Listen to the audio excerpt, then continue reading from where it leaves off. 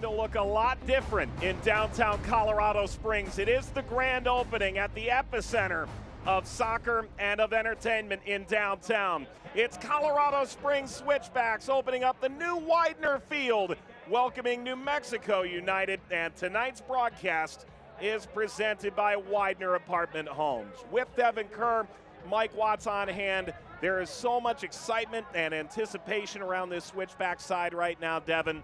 Brendan Burke comes in from Bethlehem Steel. He's brought a lot of reinforcements, too, to turn this thing around. To pair it alongside the stadium, Mike, December 12th, 2020, to be exact.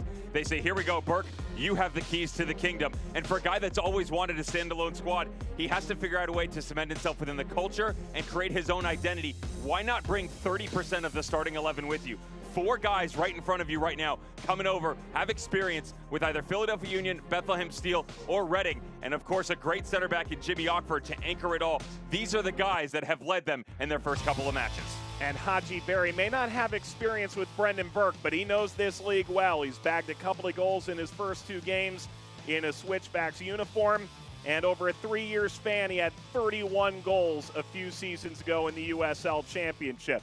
How do you slow him down? For New Mexico, they've got a new backstop. Alex Tambakis replaces the outgoing Cody Mizell. Last year, North Carolina showed why everyone has been so high on his talent, even if the statistics didn't entirely show it under Dave Sarachan, the former U.S. national team manager.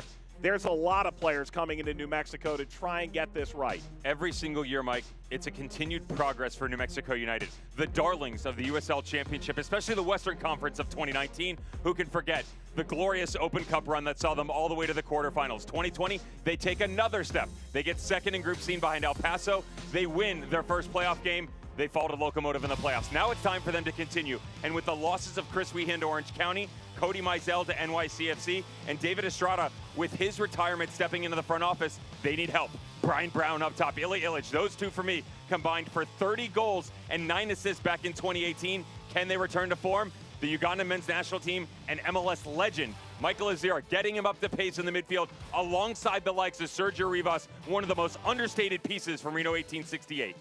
Brendan Burke said that it feels a little more real now walking into this venue. It'll be 70% capacity, and it is going to be rocking in downtown Colorado Springs. Switchbacks and New Mexico United lineups kickoff coming up.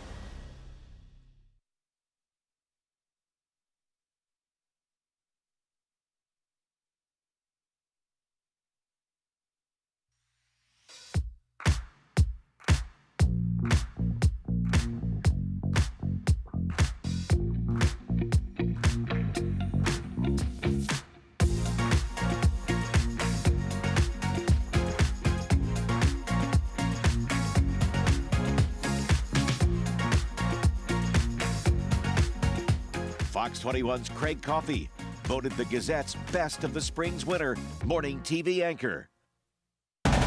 This is our last chance for us to make playoffs. I need y'all to lay it all out on the line.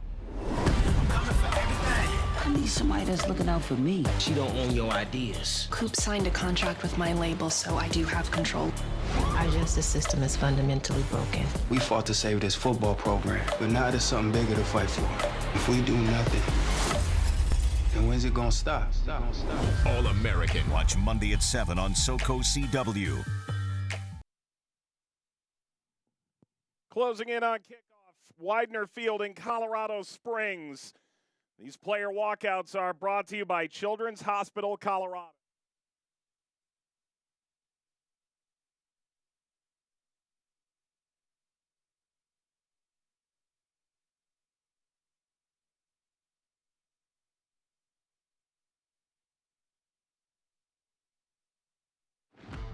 Welcome back to Widener Field in Colorado Springs. These player walkouts are brought to you by Children's Hospital Colorado. The roadside New Mexico United leading the way. Colorado Springs not far behind.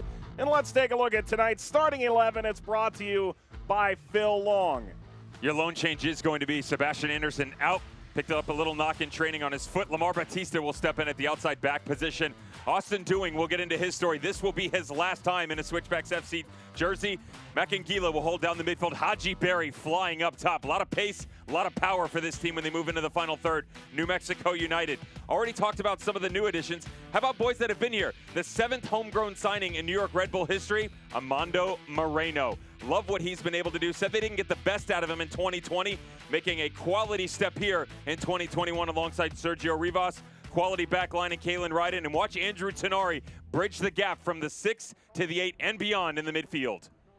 Well, Devin, you've been a part of so many big moments, not only in this league, but when you played. What's it like walking out in front of a crowd that largely hasn't had a chance to see you play over the last 12 to 18 months, but also a brand new stadium? Nerve-wracking, scary, exciting, and more importantly, Mike, in a monumentous occasion like this, with the stadium, an opportunity to come back home in front of the crowd.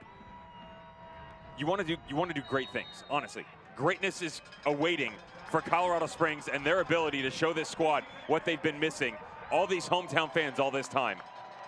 Widener Field in Colorado Springs is open for business. Colorado Springs Switchbacks FC christen this new venue against a Four Corners Cup rival, New Mexico United. So glad you're along for the ride tonight.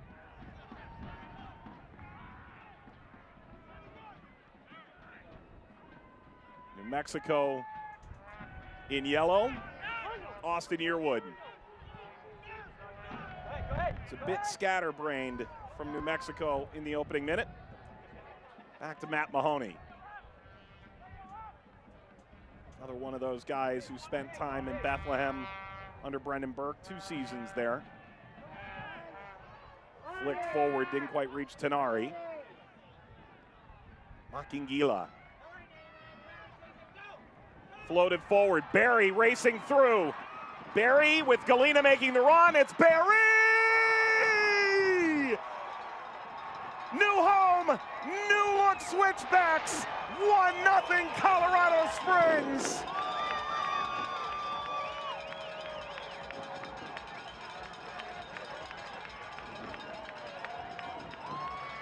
Haji Berry lit this league up in 2018. Saw similar form under Nikola Popovic in 2019 in Ottawa. 2020, a bit of an off year. Talking to Brendan Burke about it, he said, you know what? Didn't get the best out of him. Rough system, never really found future form. But this right here is what he is all about. 3 goals in 3 games. I talked about the power. I talked about the speed. Check out the precision. He went 8 games in a row in 2018. He's almost halfway there in 2021.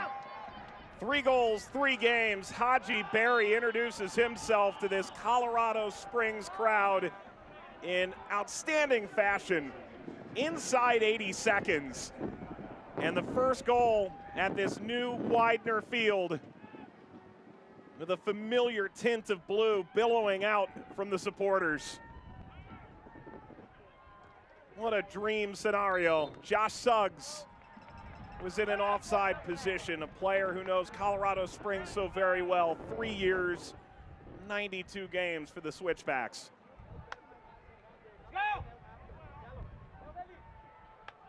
So Devin, you spoke about it right at the opening whistle, about maybe the nerves that come in with playing at a brand new stadium and 6,000 people, and a lot of those must have dissipated. Well, apparently they checked that at the gate. So just put everything to the wayside, boys. Let's go have a little fun. And it's one of the best things that you can do, of course, is go put yourself on the score sheet. But watch the response, though, from New Mexico United. On the road, hostile environment. How do you now counter this back? Because if you're Switchbacks FC, you don't want to slow down now. That doesn't by any means mean you need to go 100 miles an hour, Mach 1 with your hair on fire. Although the opening 60 seconds would look otherwise as they're right back at it again. Told you there's so much speed for this team under Brendan Burke, and it is a couple of the boys from Philadelphia Union, but Haji Berry leading the charge up top, what he's capable of. Jose Torres on the inside, Austin Dewing out on that wing.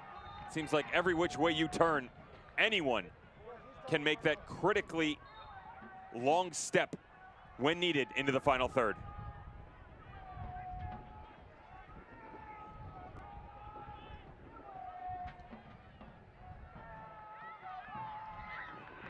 Header down, gets away from Jose Torres, the 6-year veteran of the U.S. men's national team. One of the biggest offseason additions anywhere in the league this year. Really clever for Michael Edwards. Back by Zandy. Edwards again.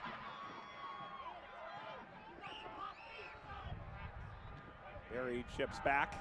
Good recovery by Brian Brown, who starred in Reno, scored 27 goals in a 3-year span before making the move to Albania for one season.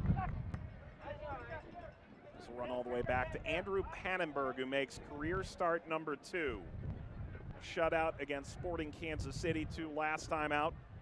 Colorado Springs, very disparate results at the outset.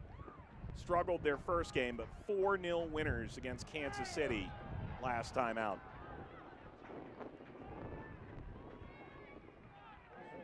As a supporter of New Mexico United who's trying to become acquainted with Brian Brown's resume, I think it's easy for them to look at his numbers, Mike, in Albania and Tirana and say, you know, he only scored 2 goals in 29 matches. How good is this guy really?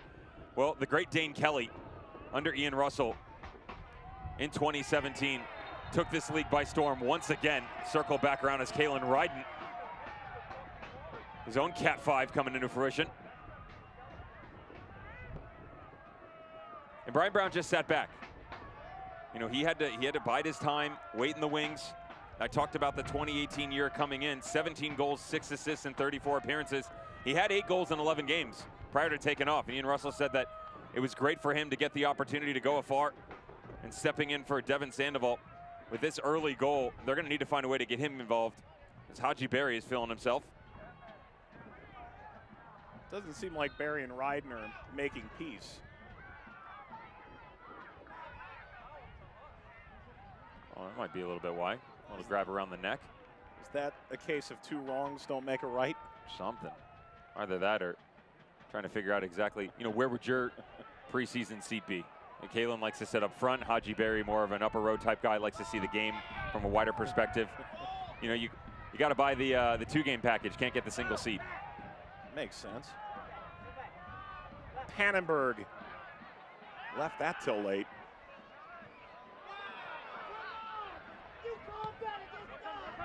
Heavy collision through. Off the turn, Galena. Galena, the foul, pulled down Yearwood. Isn't it great to hear 6,000 fans in unison about anything these days? It's always funny to me how some of these play out, because it's a terrible step by Austin Yearwood, who lets it get away from him. And then, to be fair, Michi Galena could easily have just used that pace of his own that we saw to the likes of Haji Berry to get through. Instead, hand on the backside, gets himself in trouble. Batista trying to cover ground. Brown sneaks it back. Chance to serve here. Falls simply. Rivas! New Mexico answers, and what a goal it is. In the 8th minute, we're level at 1. And the New Mexico fans who made the trip are over the moon. What a response by New Mexico United. Struggled on the road at RGV. Similar circumstance that did make a better step at El Paso Locomotive on May 8th. But it was Rivas' goal in the 18th minute and that 3-1 victory over Austin Bold that really helped push this team in the right direction. Is it easy? No, this is never easy. But watch the technique. Brings his back across his body, and he could go either way here, Mike. You can pick out the near post and challenge Pannenberg. He's got all the real estate on the backside. Easy enough for Sergio Rivas to just serve this up in the upper corner. His 2nd goal of the season, the former Reno 1868 player, who Ian Russell, who you mentioned earlier, the former coach at Reno, put simply, said, we've been dying to get this guy minutes. They had Lindo Mafeka there, and opportunity just never came. There's Alex Tambakis, goalkeeper for New Mexico United. Time in Charleston and at North Carolina FC. Bacchus drives this away. I'm going to try and show you the view from a couple different places on the field tonight. It'll be a bit unique. We'll let you see the stadium from all different angles.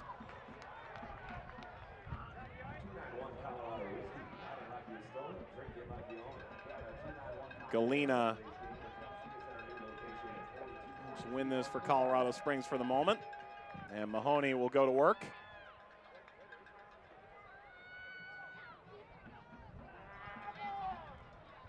Driven away by Yearwood.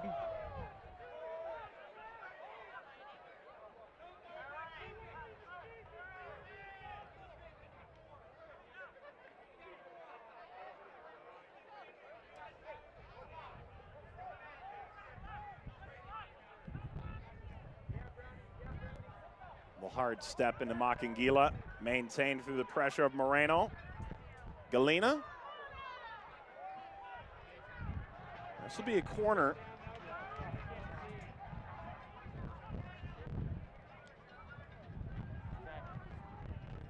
The 11th minute, 1 goal apiece. Haji Berry in the 2nd minute.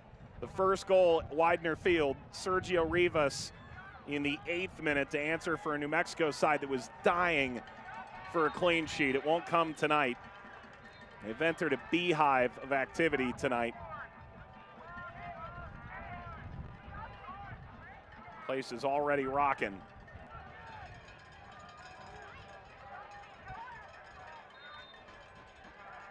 Jose Torres delivers near post. That's flicked away. Torres arrives again. Makangila. And play will come back. There's a foul.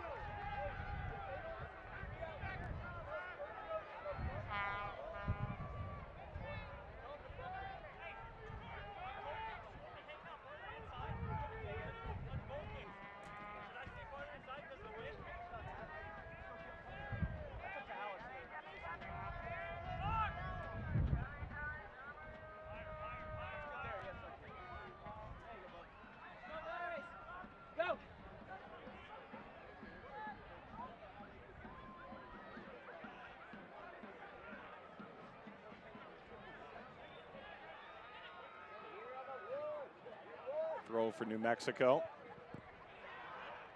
And launched away.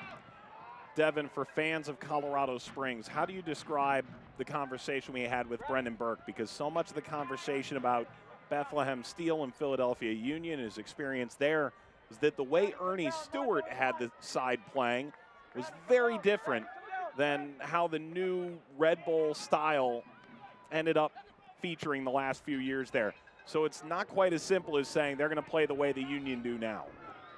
No, there's 2 words, Mike, that best describe it. One is enlightening, and the fact that he was willing to open up even further than he has before about the background, right, and what it looked like prior to that regime change.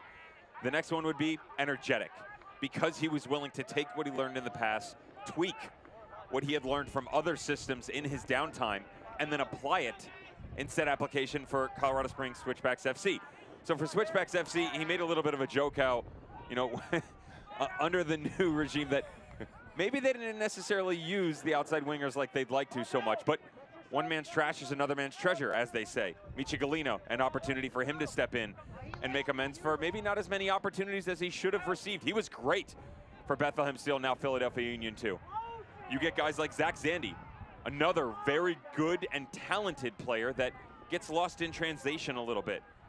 Jimmy Ockford doesn't really fall into that because he was one of the Reading guys, but Matt Mahoney as well. You know, even Matt Mahoney, when he went over to Sacramento Republic, he had a good opportunity to learn from 2 quality managers, and Simon Elliott and Mark Briggs. And now when you bring all of that together, it already has a partial identity created. I mentioned 30% of the starting lineup coming over. Now you take that and the fact that he doesn't have to answer to anybody anymore. You know, it's not the head coach and the sporting director and the general manager. It's Brendan Burke, and it's his show. Chance here, hits off the base of the post. Racing in, it's a foul on Galena. What an effort from Zach Zandy, who you mentioned just a moment ago, letting fly from 25 yards. 14th minute, and this one has all the makings of an end-to-end thriller. This is what he's capable of too, because it'll work from the outside and he'll work back in, and he's quick on that first step.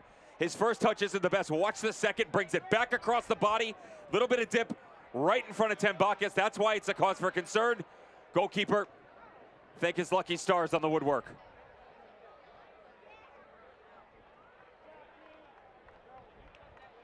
This will run all the way down.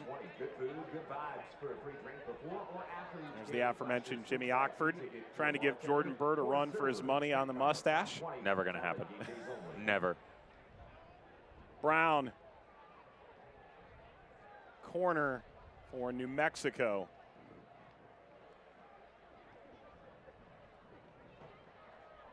Into the Pikes Peaks National Bank corner. Pike Peak, well visualized over the corner of this stadium. Corner, New Mexico.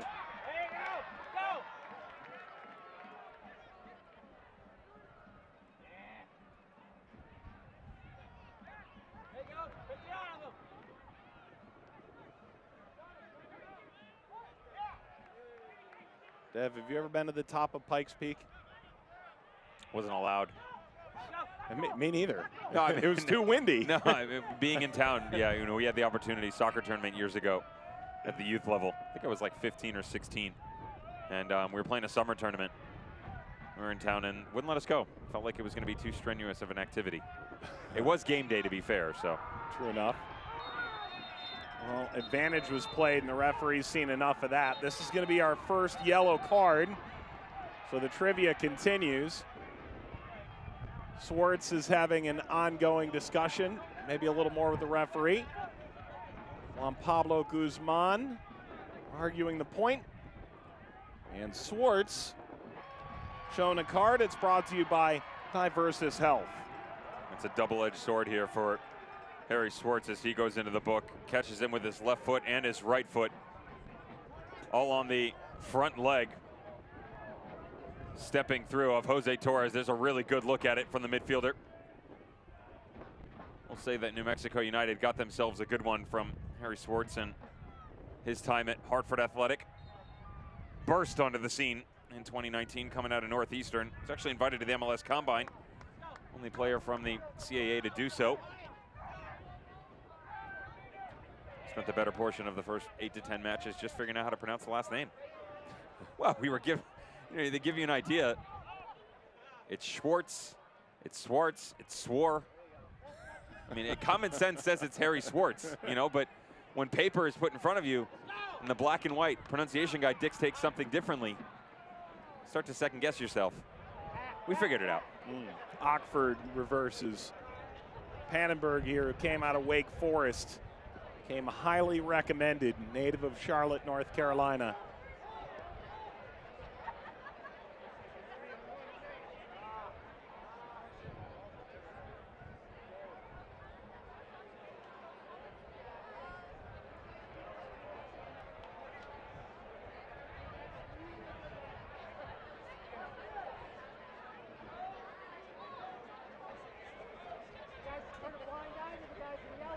This injury stoppage is brought to you by Centura Health. There's an injured player down. Injury stoppage brought to you by Centura Health. And luckily, Hachi Berry back to his feet, helped up by Jose Torres.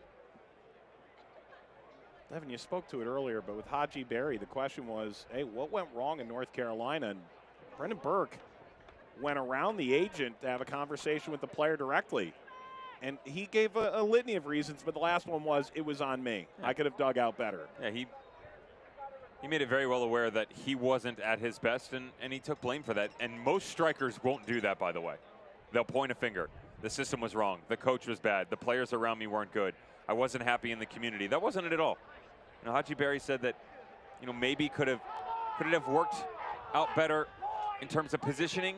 Yeah, but you can make that argument for any player anywhere. At some point in time, if you're put on the field, you got a job to do. And Haji Berry simply said, I wasn't good enough, but I will be better. I promise you that 2018 year that I was so good, and even the glimpses that you saw in 19, I can easily get back there and surpass it. Good on Brendan Burke, though, by digging, because Plenty of coaches will have that conversation. They'll go agent to agent, front office, what have you, and they'll just move on. Wasn't the case here. He knew what he had the opportunity to get his hands on. That's an Oxford foul. Brown petitioning for a card. Oxford wearing the captain's armband on this first game. Widener Field.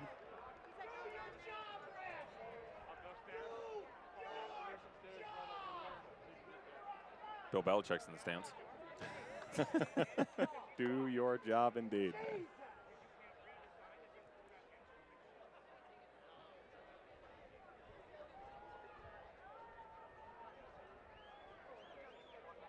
Placed in play. Rolls it out to Michael Edwards. Haji Berry was looking to hold up play. Zandy's going to give chase. Tambakis leaning away, cedes possession back to the Switchbacks.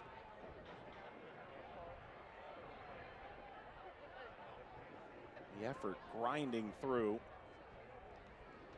from Batista. Spent time in the Timbers organization, then to LAFC. Last year in League One with North Texas. We're always so good.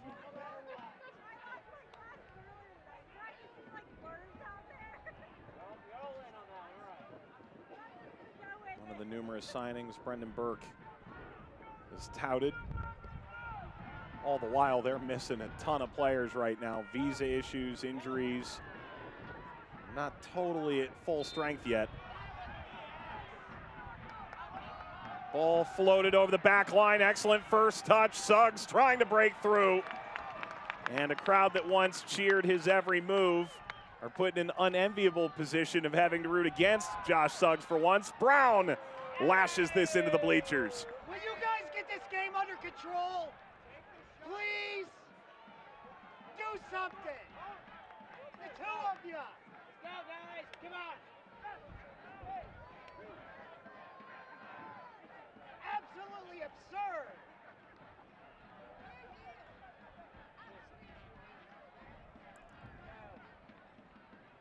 Bring it up. Bring it up. The Switchbacks go to work. 22nd minute, 1 goal apiece. Both inside 10 minutes. Second minute from Haji Berry for the Switchbacks. New Mexico United responded in the 8th through Sergio Rivas.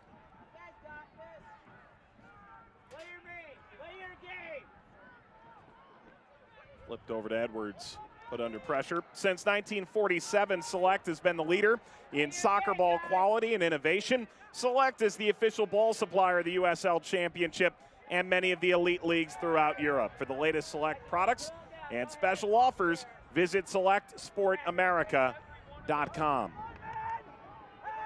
Perhaps even more interesting than the ball that's rolling on the turf itself. Back pass dangerous. Berry nearly snuck it through. Tambakis eking back to goal. What an effort here by Colorado Springs in the press. Zandy keeps it. Torres rolling forward. Batista against Swartz. Batista's got the step, and he's won a corner. An awkward landing for both, but Haji Berry's pressure nearly brings immediate reward. One of the biggest things you'll see from Switchbacks FC is their ability to press and then repress. And sometimes it's coming off an ill-fated play, coming off the back line like Kalen Wright, and there's the touch. But look at the pressure, Mike. The secondary wave of black jerseys stepping back through, not allowing New Mexico United to have a freebie and play off that back line. Zandy awaits, delivers, and it is a foul. Andrew Tenari got knocked to ground. Devin, let's talk about the field surface for just a minute. It's a $750,000 surface. Sprint Turf in South Carolina installed it in March. It's a coconut infill, so it's easier on the body, better roll on the ball. It's made with coconut fiber and then a cork infill, as opposed to typical rubber pellets. Coconut? Coconut. And cork. Cork. You can make a cocktail with it. Promise you. It's not what I would do with the field turf, but if that's... No, you know what? Here's what really took me, Mike, was you and I were chatting about this. Jordan Burt saying that it was easier on the body. I've never heard a single player in my entire history as either player or an analyst, and the very brief area to coach, say that an artificial surface is better on the body. Usually it's the exact opposite. Usually it's very difficult. Your joints can feel it. I mean, I actually attribute my knees breaking down in multiple surgeries due to the fact that all the games that I had to play on, there were artificial surfaces. So it was refreshing to hear from Jordan Burt that he feels like this is the exact opposite. Says it rolls really true, which is another thing. A lot of times it'll check up differently. The speed is different. We've seen that at OKC Energy FC. Indy 11, of course, in their time at Lucas Oil, prior to going back to the mic. The effort here by Doing. Doing delivered across. That's launched away now. It's impossible to consistently have a top grass surface. Most northern cities, but of course up in the mountains as well, it's really difficult to keep it at a high level for the length of a soccer season. It appears that Colorado Springs has found the perfect surface to counteract that and make this thing a year-round caliber venue, whether you're playing in the USL Championship final or you're hosting concerts in April and May. Galena chases. Tambakis collapses over the ball. And the closest thing we have seen so far, Mike, is when Zion's Bank opened for Real Monarchs and their surface. They did a lot of research on what they wanted to bring into that facility. Ended up going with a company based out of the Netherlands and kind of heard echoes of the same sentiment where, you know, it feels so natural. Yes, you can still tell that it is an artificial surface, but the ball rolls really true. And the guys training out there, opportunity to pick their brains behind the scenes, they don't really have a bad thing to say about it, except for the pellets. You know, the pellets end up in pretty much everything that you travel in. Otherwise, you're golden. But coconut, you know, I can bring that with me. Hamilton stepped in, knocked it away. Sam Hamilton, drafted by Colorado Rapids. Spent a little bit of time in Colorado Springs as well. 4 in yellow for New Mexico tonight. Served all the way back. Of course, Zions Bank Stadium has the altitude written all over it, but this is now the highest elevation for a professional sports stadium in the United States. 6,035 feet above sea level. Highest professional soccer venue in the country, rather. Haji Berry reaching new heights, his 3rd goal in 3 games. In the 2nd, Sergio Rivas responding in the 8th for New Mexico. 1 goal apiece in the 27th minute.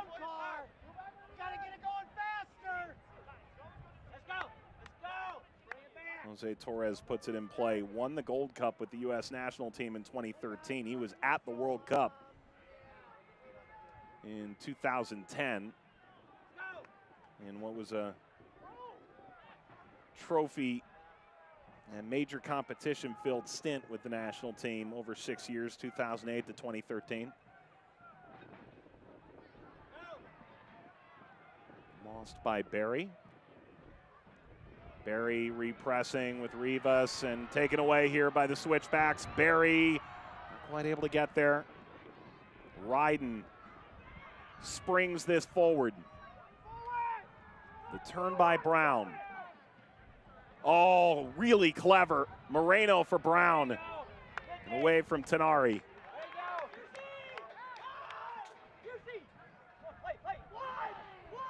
Devin, make no mistake, it's a very workmanlike New Mexico side in 2019, but they had those brilliant flashes that just made your jaw drop from time to time, and we nearly saw one come off there.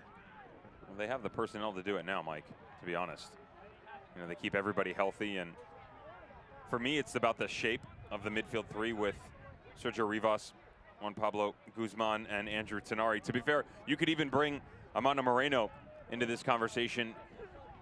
3 games in a row, they've given you 3 very different looks where Guzman will always sit as the lone 6. From there, Tenari and Rivas have really changed it up where they'll sit 2 holding midfielders. Rivas will drop in. Tenari last game played very deep, but he would step into the 8, he would push into the 10, and where they really get in trouble is everybody going forward. They create a 4-headed monster with Moreno dropping down late. Moreno with a blast touched aside by Pannenberg.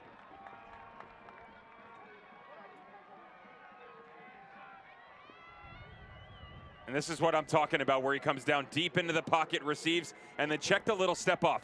Michael Edwards has to be closer in proximity. If he's gonna pass the runner down into the midfield, he has to communicate it. Instead, 5-yard cushion allows Moreno to turn and have a strike.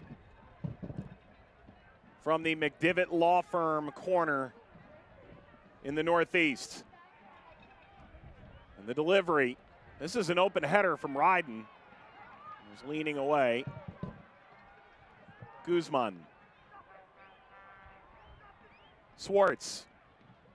And ushered down the line. There's the ball cracked across, lifted away by Ockford.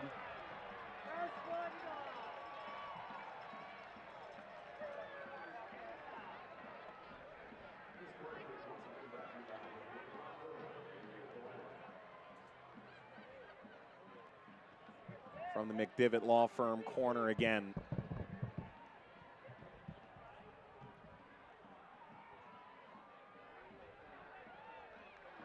It's a lesser ball. Ryden kept it alive. Yearwood.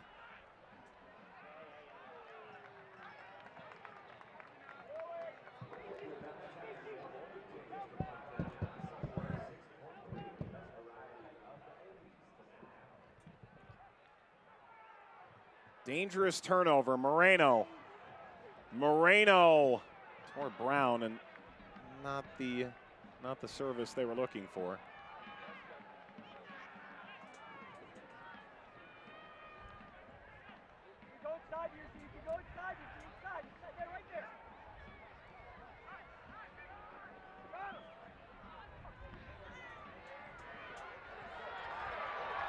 Clever idea to get this ahead. Michi Galina did a hand touch that ball from Yearwood. That's certainly what the crowd is arguing for.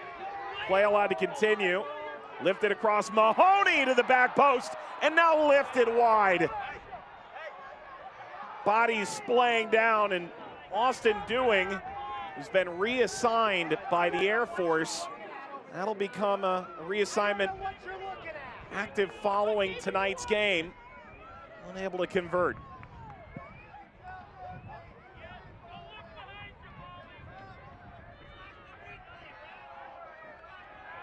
Let's go all the way back to what the crowd is yelling about, and is whether or not it's a handball. Watch the trailing arm right there. Tell you what, arm coming down close into the body. I don't have an issue with the no call, to be fair, because he's already heading to ground. He has to put an arm down to brace himself. It doesn't necessarily impede the flow of the ball either. It's coming the same direction and just stops it in its tracks. Galina still has a play on it. I have seen referees call it for less. Out of the chance, the ball that was whipped in by Matt Mahoney. Magnificent all the way to the back post, Austin Dewing.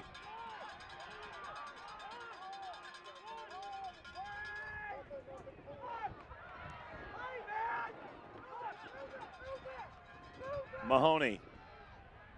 Makangila.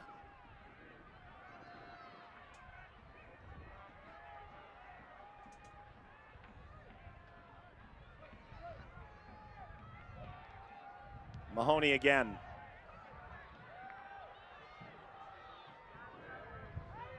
Back by Galina. Mahoney, 25 years old now, his 5th year in the championship.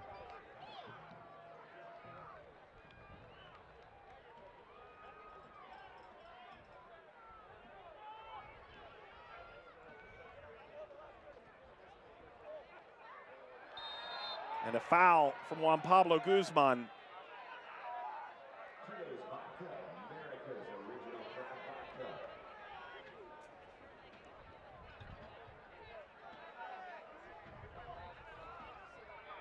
It's been a very choppy first half. Very difficult to establish any sort of rhythm. It's 100% a foul on the backside as Najee Berry checks down in.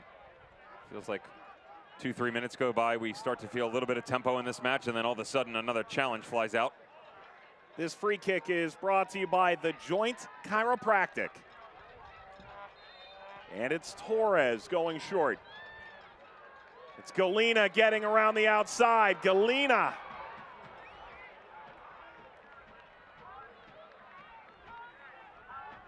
The USL is committed to supporting the LGBTQ+ community through the Forever Proud project. The USL will strive to create safe and welcoming environments for all fans, players, employees, and partners. Learn more at uslsoccer.com/forever-proud.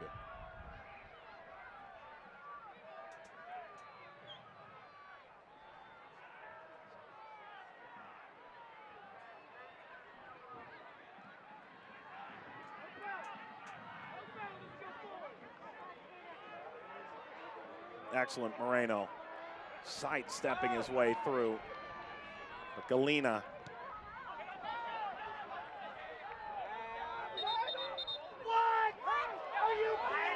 I hope these boys do realize that we're no longer going with the hydration breaks, right? I mean, this thing is end to end. Wide open style football right now between New Mexico United and Switchbacks FC. And what's underrated, a lot of people don't think New Mexico high altitude, and yet very much these two teams could go at this elevation for a while. Yeah, they're very much accustomed to it, and still am a little surprised that we haven't seen either one of these squads try to slow it down. You know, the visitors trying to keep pace. Seemingly every time the ball starts to transition from left to right, Haji Berry making another, and Austin Doing trying to stretch it. Of course, Michi Galena, who can just flat out fly on this right flank. We haven't seen them switch as much either.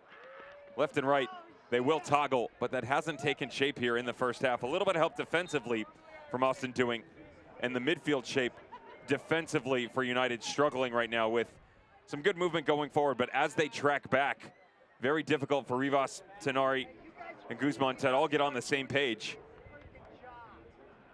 Colorado Springs has not exactly tried to go route one, but it has been pretty easy for them to go left to right and just link up with one holding midfielder.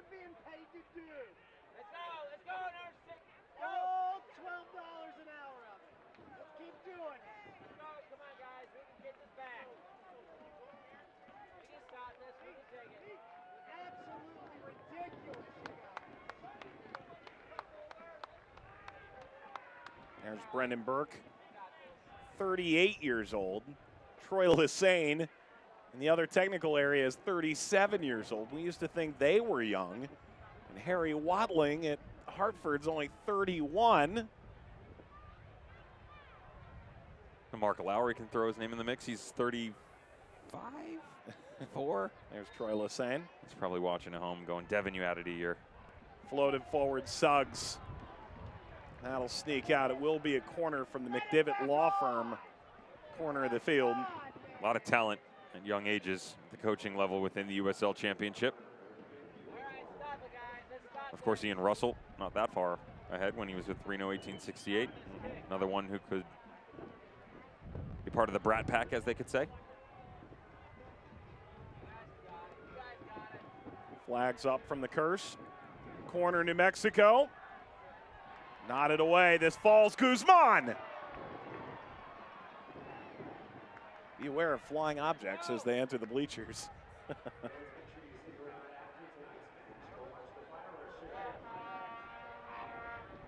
11 years in the USL Championship for Juan Pablo Guzman.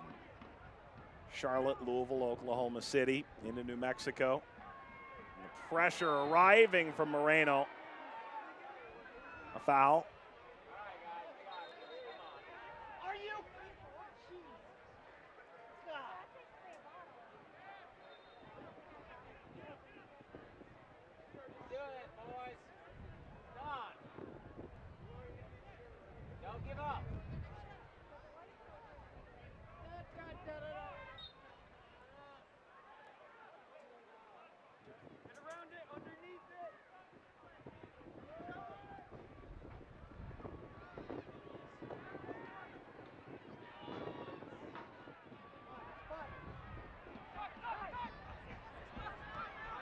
Mahoney.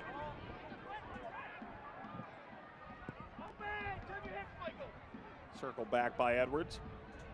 By the way, my apologies in that conversation about the coaches. I was just reminded by a friend behind the scenes that our dear friend at Sacramento Republic, Mark Briggs, 39 years of age. Sorry about that, mate.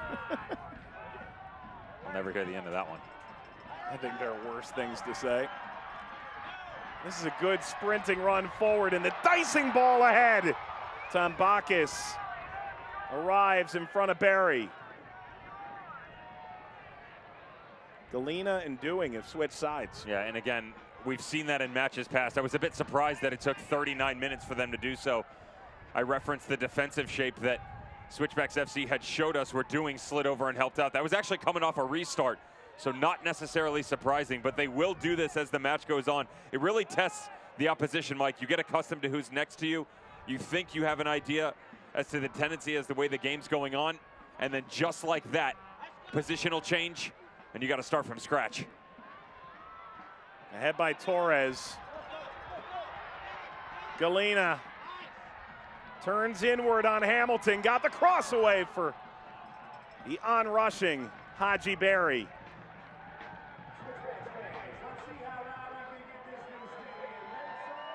40th minute, crowd roars. Throw deep in the New Mexico defensive third.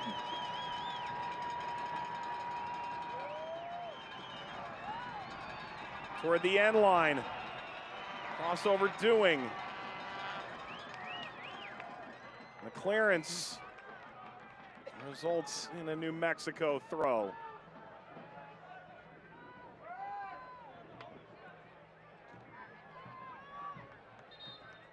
Mentioned Brendan Burke quite a bit. Troy Lessane's in year 3 for this third-year New Mexico franchise. He's an assistant to Mike Jeffries at Charlotte. Caught the eye of Peter Trevisani, the owner for New Mexico when they came into the league. Trevisani, one of the many guests of honor this debut game of Widener Field. Advantage played. Galena slipped it through. Zandy gave chase, and Hamilton plays it away. The Reagan family is out in force. The Widener family. Justin Papadakis from USL headquarters. Ryan Madden coming in from Tampa as well.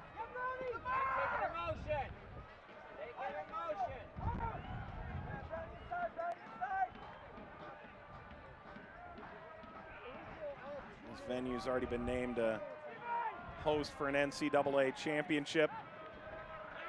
At least 3 concerts this summer. Barry through. Galena tried to slow it. Maybe a chance here to strike. Zandy pops out wide. Batista kept it in, but to his own detriment.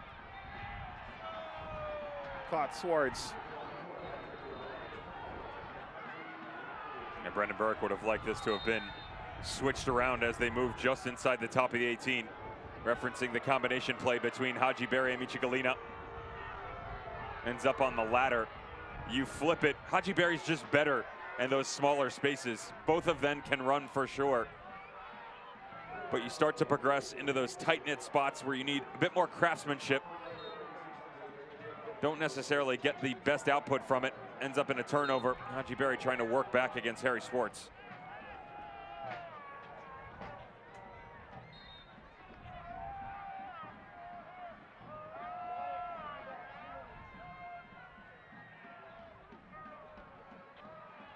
Brown absolutely deadened the ball and tries to get around Ockford, his former teammate in Reno. Sure, that's a much different conversation than it was on the old training ground. It's all fun and games when you're just getting after it in practice. Ockford watches Moreno sprint. Pannenberg drives it away.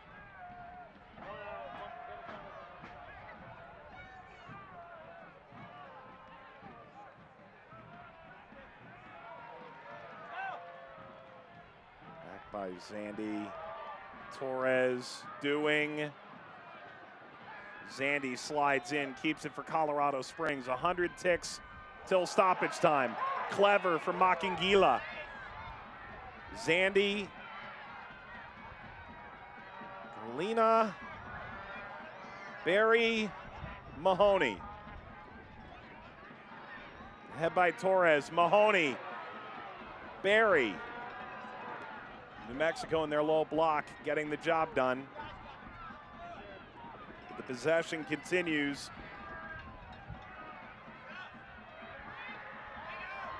Zandy ran out of real estate. This will get out.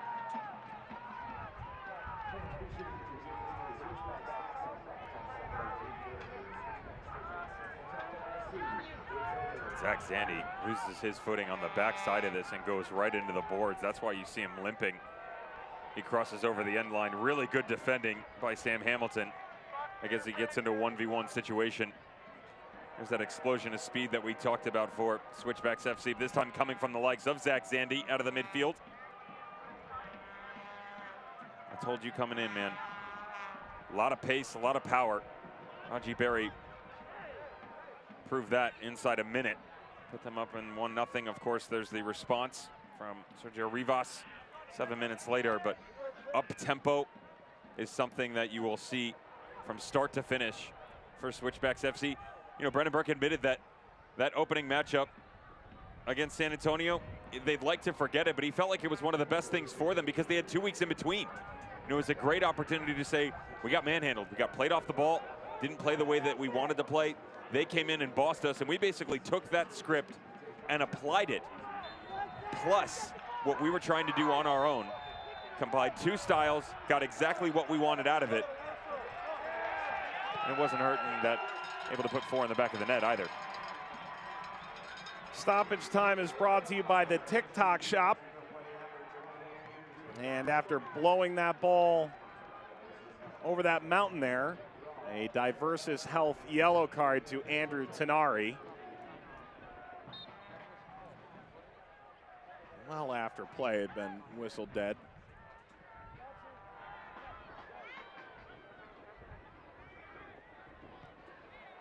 Mahoney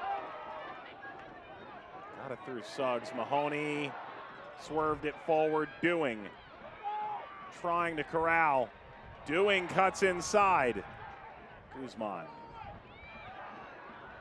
That's a good clean step by Makingila. Ripped forward, Zandy. Zandy crosses, it's too high, but Galina recovers.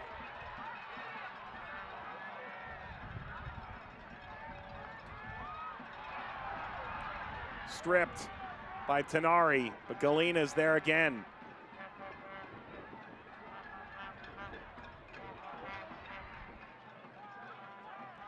Brown.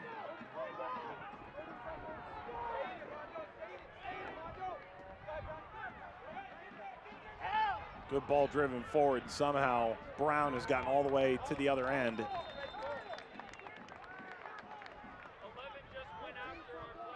As we near halftime, Dev, what's the takeaway here for the Switchbacks in this home opening game? They have to be impressed by the fact that they were able to get out on the front foot. The problem is, Mike, in those situations, there's never a lull. The game never just slows down. It does one of 2 things. You continue to apply that pressure, or 2, you put your head down and let the opposition get right back into it. That's exactly what happened. They started to slip up. New Mexico United get back in, and we've been off and running ever since. You had 37 minutes untapped of just pure adrenaline and energy. At some point in time, you need someone like Jimmy Offer to step in and Brendan Burke to just calm the boys down a little bit. Up-tempo is one thing. Helter-skelter is another. There has to be organization. Both of these squads are lacking, but good on Troy Lesane and New Mexico United with the immediate response, because if that time elongates in between, we're probably looking at a 1-0 or 2-0 right now. Well, this is every bit the fun that we anticipated. Well over mile-high altitude, and it feels like all these players have run at least half a dozen miles as well. 1-1 in this grand opening game at Widener Field. 8th minute from Rivas, the response to Haji Berry's opening goal. Halftime is coming up.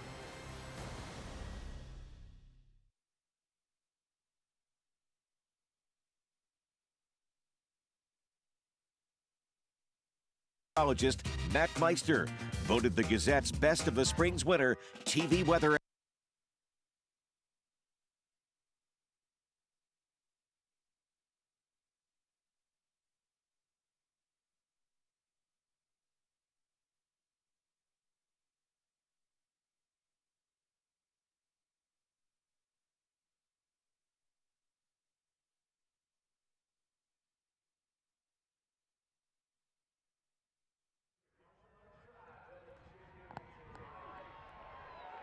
Downtown Colorado Springs, you see the epicenter in the backdrop here at this brand new 8,000-seat venue that is opening up for the first time for USL Championship game here tonight with Devin Kerr, Mike Watts. Devin, let's take a bit of a closer look at this thing. The construction has been pretty magnificent to watch. Take a look at some of the views. Yeah, go all the way back to December 2019. That was the initial groundbreaking. $42 million, and 18 months later, we've arrived. There's a couple little tweaks that we're waiting to finish on the back end, but I'll tell you what, Mike, I've already wandered through all this. I know exactly where I'm going. I've checked out the culinary menu. I've looked into the private events. I know exactly what's coming. How about the hooligan juice by Pikes Peak Beer that's making its way through for the Trailhead supporter group and Sangre Latina? They talked about how this is a foundation for 719 community. Nice little tortilla chip nacho bar. Saw the omelet station. I'm telling you, we get out there, man, I got it all picked out for us.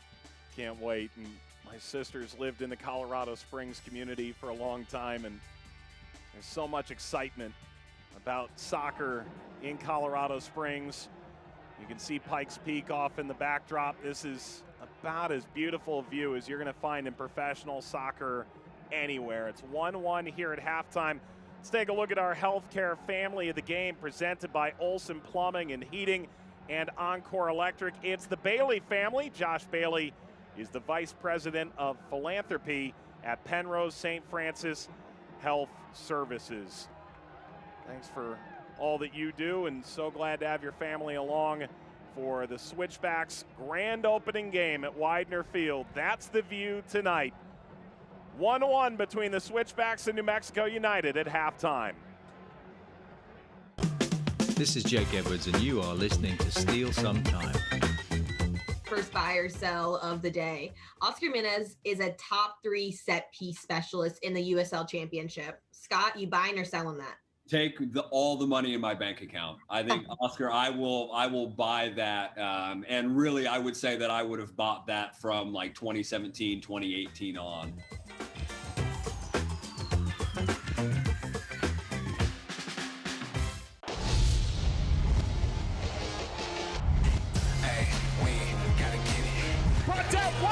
What a strike! Dion, he now has a brace. Quintanilla on the board. Into the back net, Dylan Miras. Ketterer sends it out. And a goal there by El Paso.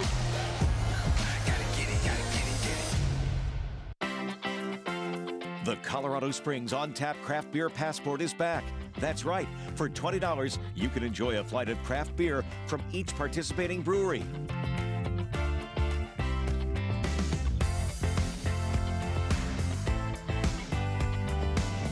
Just go to fox21news.com, click on Features, click on Deals, and purchase your craft beer passport. The Colorado Springs On Tap Craft Beer Passport. Purchase yours today.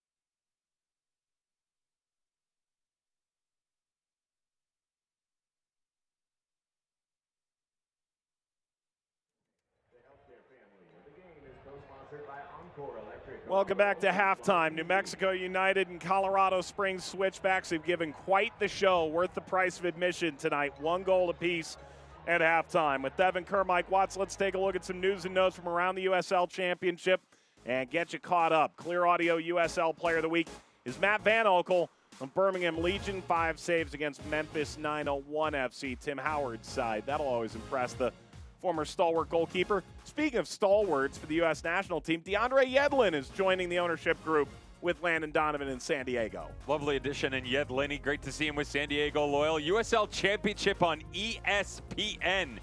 Mark Lowry, we talked about him a little bit in El Paso Locomotive, traveling to the Fighting Marcelo Serranos and Austin Bold FC. Added a couple of fun faces from the Eastern Conference back over to the West for Austin Bold. Do we really need to talk up El Paso in front of the New Mexico and the Colorado Springs fans? No. Here's the upcoming USL on ESPN schedule. Devin, if fans are unfamiliar with the Eastern Conference, Indy and Pittsburgh is a good place to start. They don't like each other. Let's put it that way. I actually said to you coming in that I'm not exactly sure what I'm going to watch because there's so many good games. Miami FC hosting Birmingham Legion. That'll be on June 23rd, of course, and then July 3rd, Sacramento Republic at San Diego. Can Landon Donovan and the boys get it back on track? Let's take a look at the Mountain Division. The Fighting Wilmer Cabreras, where dreams go to die. RGV, 3 wins from 3 games. HEB Park sits atop the Mountain Division. That is a little bit surprising. Thought the revamped Toros under Wilmer Cabrera would definitely be in the mix right around the 5-4-3 mark, but they have stormed out the gate. And I said this coming in. Everybody asked about the divisional alignments, the way the standings look. This, for me, is the toughest division in the entire USL Championship, top to bottom, bar none. Top 4 of the 7 will make their way into the postseason. So Colorado Springs and New Mexico are jostling for second place as it stands. 1-1 at halftime. Highlights when we come back.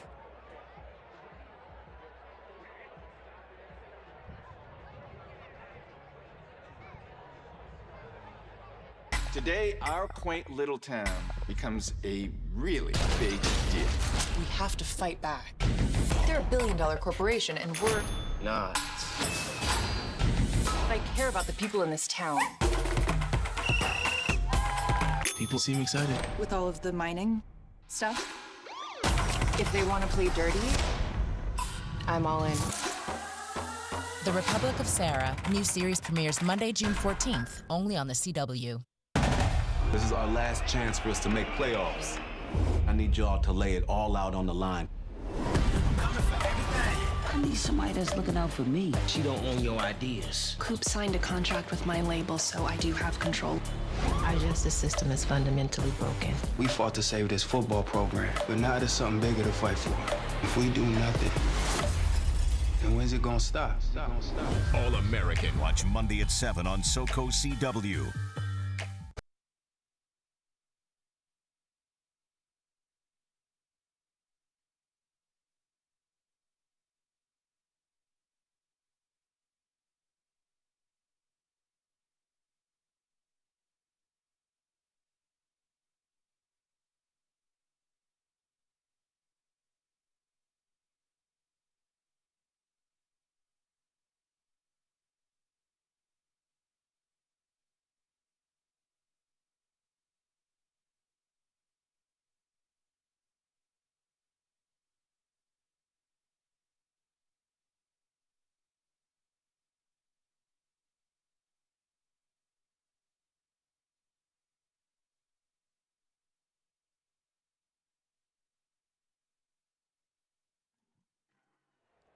Sunny 106.3, the best variety of the 80s. The sun is setting over a perfect Colorado Springs night. 1-1 between New Mexico and the Switchbacks from the new Widener Field. Mike Watts, Devin Kerr, let's take a look at first half highlights and walk you through what we've seen so far. Didn't have to wait long for that first highlight. Firsts are always special, and this one came about 80 seconds in. Took about 29 minutes and a 1-0 lead in the match of that 4-0 victory against Sporting Kansas City 2. It's about 53 seconds in here. Check the ball up over the top. Haji Berry peels off the back shoulder of Sam Hamilton. Then he's off to the races. Really employs everything here. Quality tricks of the trade. Gets it out running in front of him. Has to bring it tactfully in close to the body. Lures Tembakis in. Then buries it into the bottom corner. Don't get out of your seat. Trust me. Stay out of your seat is what I should be saying. Ball across. Sergio Rivas. Cheers. 1-1. The response came just inside 7 minutes later. It's about the second touch and his ability to pick out either corner. That's why Pannenberg is flat-footed. Can't blame the goalkeeper. Defense has got to step up. Another chance. Zach Zandy, transition, bottom corner. Wasn't meant to be. Woodwork got in the way here. You did have to question some of the defensive movement from New Mexico United coming off of, or lack thereof, their back line. Didn't like the communication between Yearwood, Kalen Ryden, and Sam Hamilton.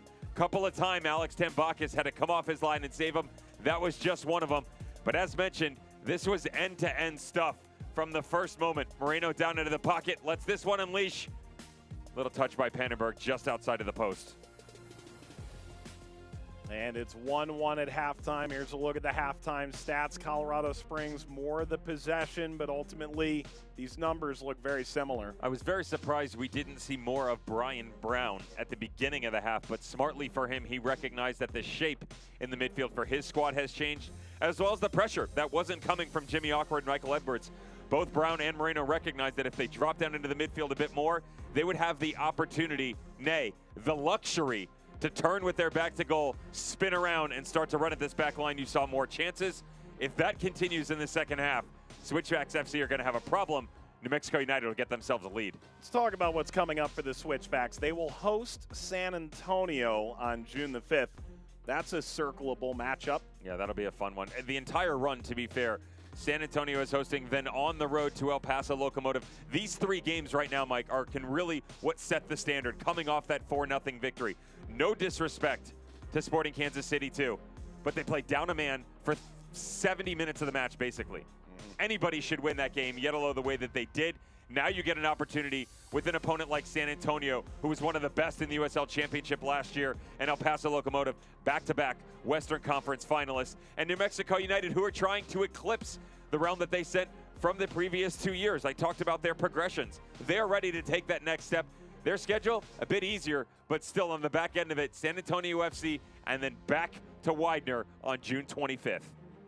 They'll host Loudoun next at the Lab in Albuquerque, Isotopes Park.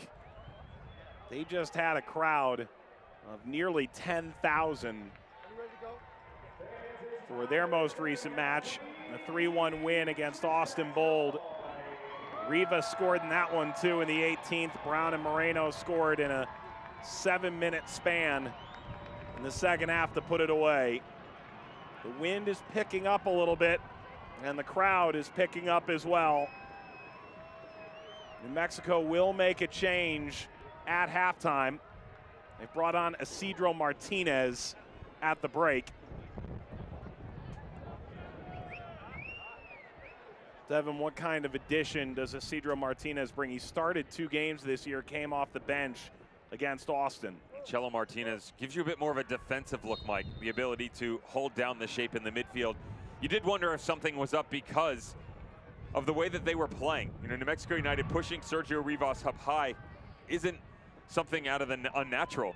We saw that last game, and I talked about the different shapes that they were showing you, but they were quite content with Andrew Tenari playing that role. And then about 12 minutes to go, they dropped Tenari much deeper.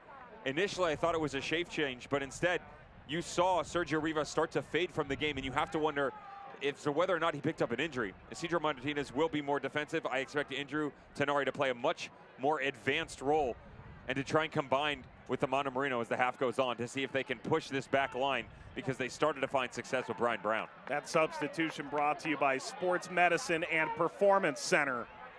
Galena levels out. The turn by Barry was bookended by 2 defenders.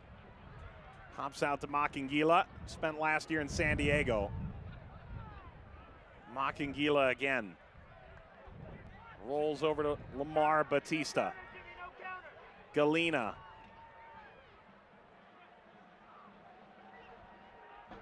Galena's in trouble. Bracketed now by 3 yellow shirts. And a good touch out of traffic by Moreno. And Galena came in from behind. He'll get a yellow.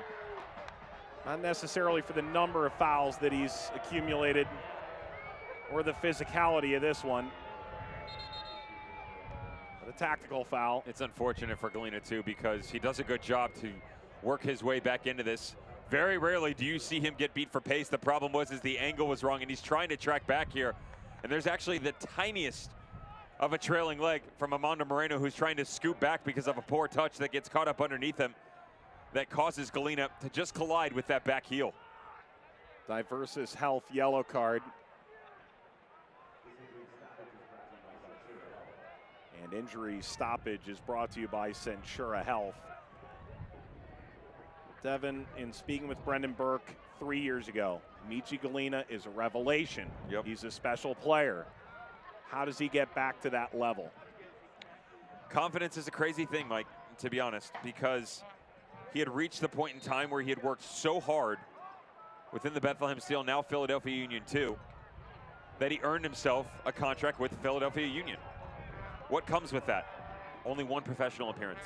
And he got stuck in this gray area where he was too good to be playing for Union 2, but he wasn't good enough to break into the 18. You know, a couple bench appearances for sure, but all he got was 9 minutes in a 3-1 loss in May of 2019. So basically for a year and a half, you're looking at a guy that all he did was train. You don't get game reps. That does something to a player's psyche. It knocks his confidence. It knocks his ability as an attacker to explore his true artistry. You know, these are guys that with their pace, they want to run at guys. They want to be imaginative. They want to invent new ideas. He didn't have the ability to do that. And so now you have to take really still an extremely young man at 21 years of age who's been in a system for quite some time and say, we're backing off a little bit here. You don't have the constraints that you had at you at the previous organization. Let's go have a little fun. Brown crossing, Moreno is there. New Mexico takes the lead in the 49th minute. It was stick-to-itiveness from Brown that won the throw. The same as he took over in the penalty area. Moreno pokes it in, and New Mexico have come from a goal down in the 2nd minute to take an early second half lead. Speed has been on full display by Colorado Springs Switchbacks FC, but watch this. The man-child, Brian Brown, just will his way down to the byline. This is just pure power. Old school English striker spinning off, recognizes that he's got a tiny window, knows that that trailing run by Armando Moreno, as it's been so many times before, is going to be there at the top of the 6. Drop it back, let him go to work, put the boys out in front. And now Brendan Burke's side are in a bit of a seesaw affair. Devin, until the game against Austin, New Mexico played 20 consecutive road games. One of the venues they called home was the old Widener Field very briefly in Colorado Springs. They weren't able to play in New Mexico due to COVID-19 restrictions in the state. Frankly, there's some warm feelings, I think, between the New Mexico fan base and organization in Colorado Springs for how they tried to make them feel at home a year ago. I don't think those warm feelings exist right now.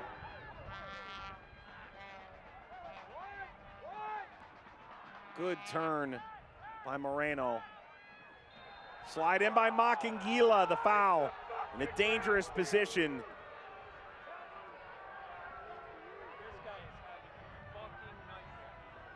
I'm not exactly sure I agree with this one. There's some frustration on the sideline, and Brendan Burke's obviously been taking French classes. We apologize for the foul language, but this tackle looked to me like it was timed really well. Makangila, watch the right foot. What he might get in trouble with is the left leg right there in the sweeping motion.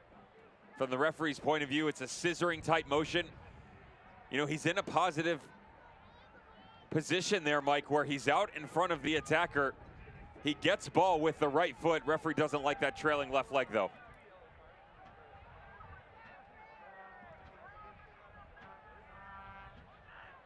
Well, let's see what New Mexico can do with this. It may come down to Pannenberg being aggressive off his line. This is a decent idea, rolling it across. Moreno came off Galina. It'll stay with New Mexico.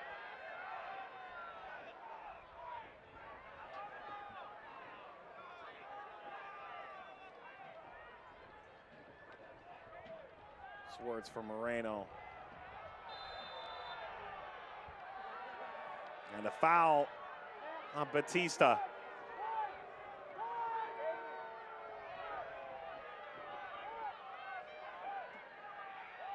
Moreno remains down. He's up now. with a spritz of ref edge. Torres will walk 10 paces. What kind of ball do you want to see here, Devin? I'd like them to try something different. They are so good from set pieces, New Mexico United, to the point, Mike, that they actually stage what their set pieces are going to look like the night before. You heard me right. They line these up 1 through 10, A through Z, however you want to plan it out, but they know exactly what order they're going to do it. They tweak it every single week, but I would love to see a little stunt given where they're at. Long ball to the far post, knock back across the 6. Either that or you're going to see a ball on the ground to the top of the 18. There it is. Martinez teeing this up and floated toward Brown. A lot of English on it, and the wind part of it too. Ryden crossing, and there's Suggs powering it 10 stories up.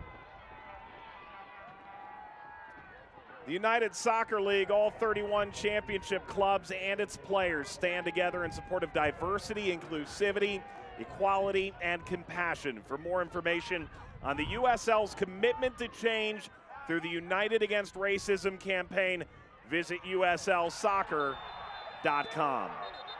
There's an appeal for a yellow card, and yeah, it's going to come. Guzman, that's his second. Beg your pardon. That's Tenari's second. Andrew Tenari's been sent off. New Mexico's going to finish down a man. Guzman was the one arguing the point. Guzman was involved arguing Tenari's first yellow card. Tenari got one then. He gets another one now in the 54th minute, a Diversus Health red card to Andrew Tenari.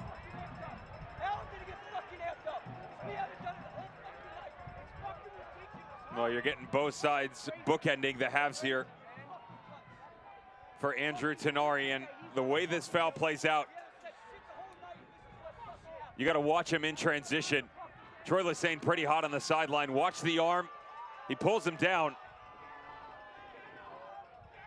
Here's the problem. It's a yellow card, 100%. The way that the fouls came in such close proximity to each other, Mike, it makes you wonder exactly what sort of grasp we have on this right now. You know, he picks that up in the 47th minute, 45+2, just before halftime. You're on the forefront of the referee's mind in terms of what his thought process is. For him to brandish that second yellow card, you better be very certain that this is the change that you want to make to this game. Doing lays back the service for Barry. It's picked back up here by Colorado Springs, and an excellent save from Timbakis. Doing lining this at him, and Doing getting this crowd amped up.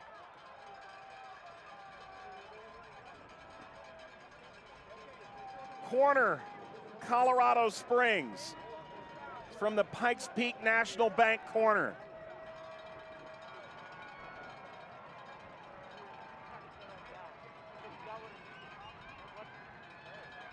And the service to the near post, attempt to whip that further. Turning, Batista ripped off the ball.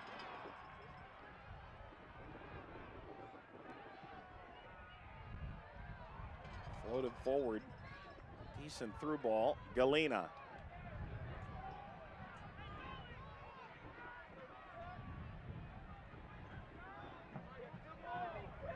Well, Devin, you don't want to lose anybody to a red card. But is Tenari the guy that you least need to replace tactically? Well, given the change that they made, bringing in Isidro Martinez for Sergio Rivas, if you had to lose anyone in the midfield, it wouldn't be Tenari. And that's not a knock on Juan Pablo Guzman or Isidro Martinez. It's just he's asked to play a very unique role. Now you've almost positioned yourself to where you have to batten down the hatches. If you move forward, it's going to be these 2- and 3-man runs where you got to find a way to find Brian Brown in transition. You got to find a way to see if you can get Amando Moreno. The fact that you're seeing a slow build right now, given the fact that they're down to 10 men, is actually quite surprising with Switchbacks FC willing to sit off. But defensively, it's going to be a very tall ask, given how helter-skelter this game has been for 30-plus minutes, to now try and defend Colorado Springs. Slide to try and keep it from Martinez. Martinez arrives again out in front of Torres. 58th minute, New Mexico reduced in the 54th minute to 10 men. New Mexico took the lead in the 49th through Armando Moreno. After equalizing in the 8th, Sergio Rivas, who came off at halftime, Haji Berry opened the scoring for the homestanding Switchbacks on opening night in the 2nd minute.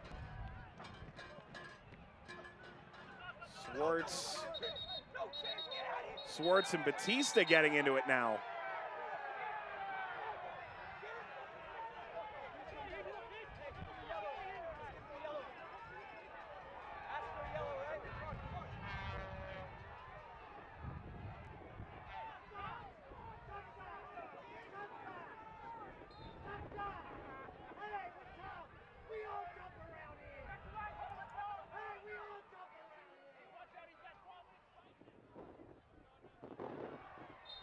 Contact galore. Batista knocked down in addition by Moreno. Batista's clapping from his backside. Moreno with the additional shove is going to be shown a yellow card. He has no interest in looking the referee down to receive it. Yellow card brought to you by Diversus Health. I asked Troy Lesane.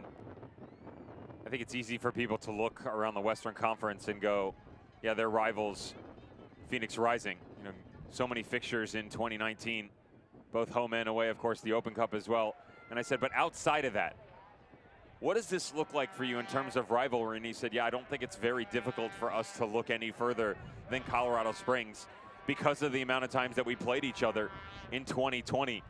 You're getting a real good look at that right now. There's no love lost between these teams. Floated ball forward, attempt to flick that onward by Brown. And Ockford knocked it off Brown, a goal kick. They did meet 4 times. New Mexico won 2 of those. And the win by Colorado Springs was September the 19th, after the Switchbacks had already been eliminated in Group C down in New Mexico. But these 2 teams met in the first game out of the restart, Devin, July the 11th of 2020.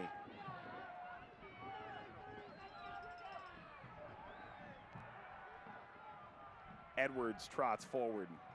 In on loan from Colorado, who acquired his homegrown player rights from DC United.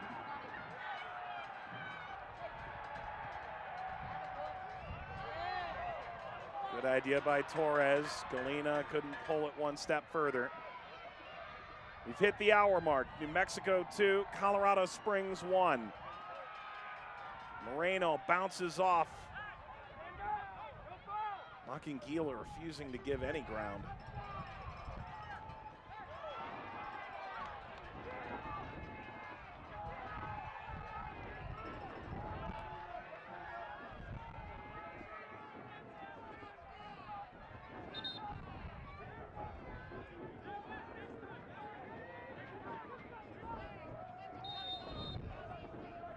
You can see New Mexico is preparing substitutions.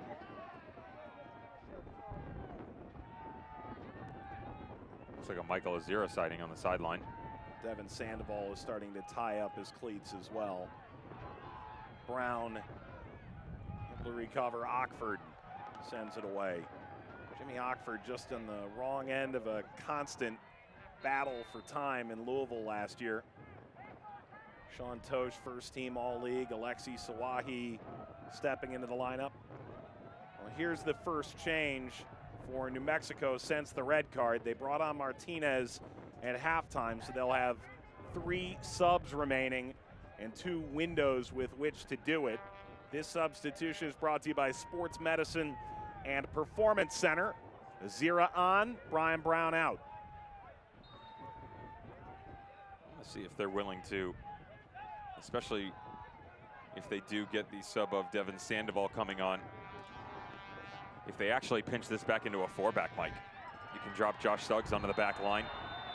You know, they've made that transition into 3 as we're just handing out cards left and right now.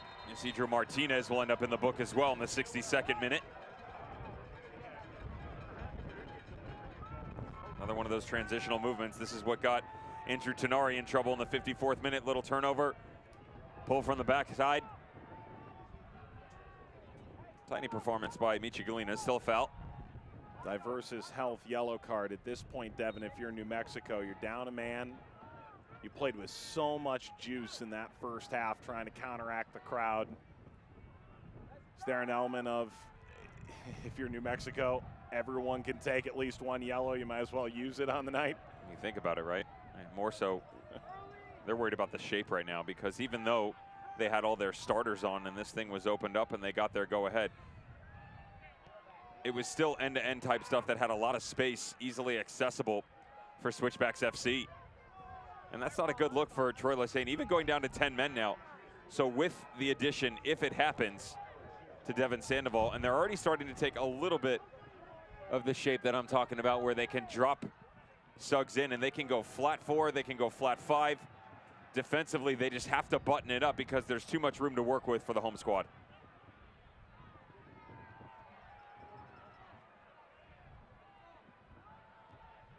Batista.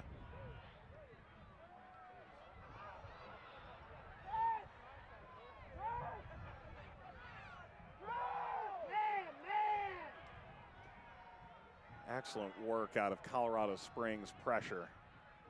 Azira went down perhaps a bit easily under the challenge of Mahoney.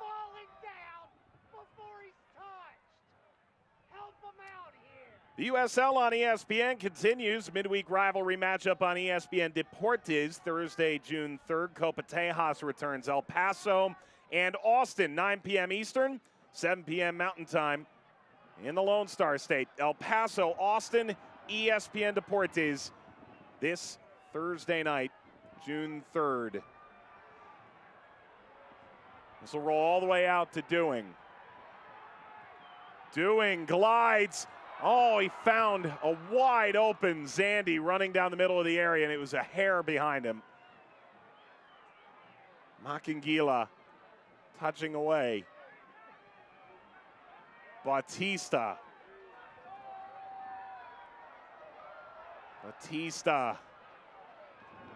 Caromed awkwardly off Moreno. 25.5 minutes left before stoppage time. All the time in the world for Colorado Springs. Up a man since the 54th.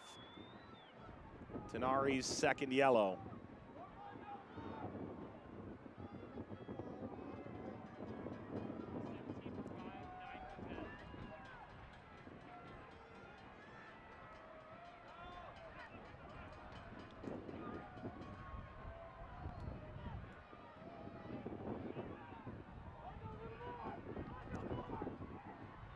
Edwards.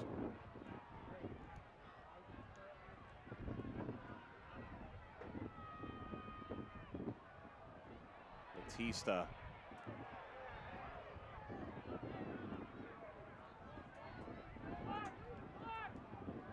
Torres. Edwards. Dewing.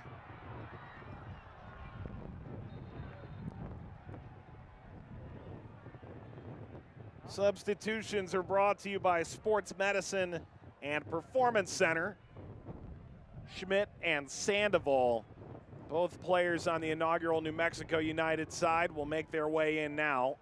Schmidt in the back, Sandoval up front.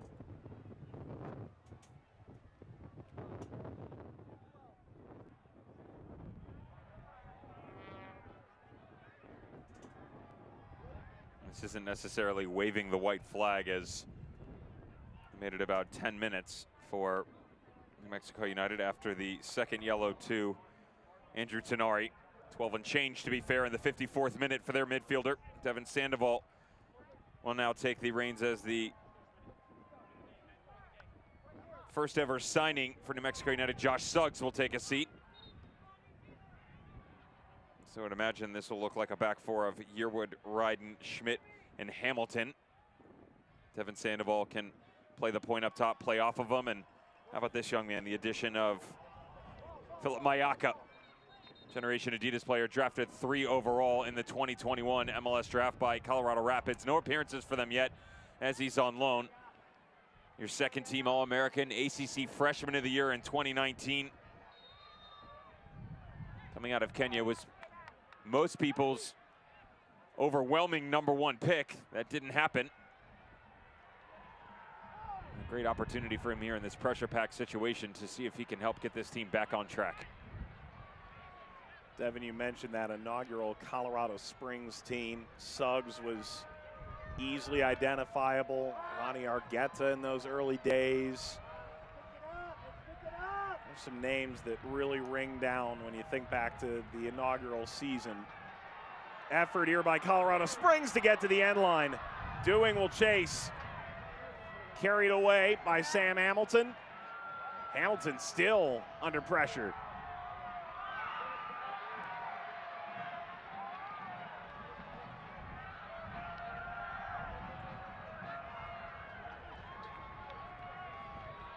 Ahead by Torres. Galena chips the cross to the back post. This will get out.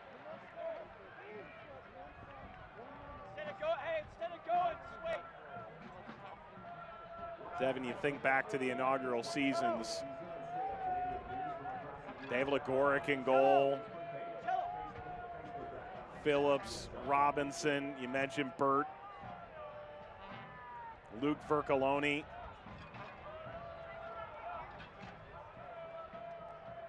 Miguel Gonzalez bagged 11 goals. Aaron King had 8. Mike Seth has been around the league for such a long time. All under Steve Tritchew's watchful eye.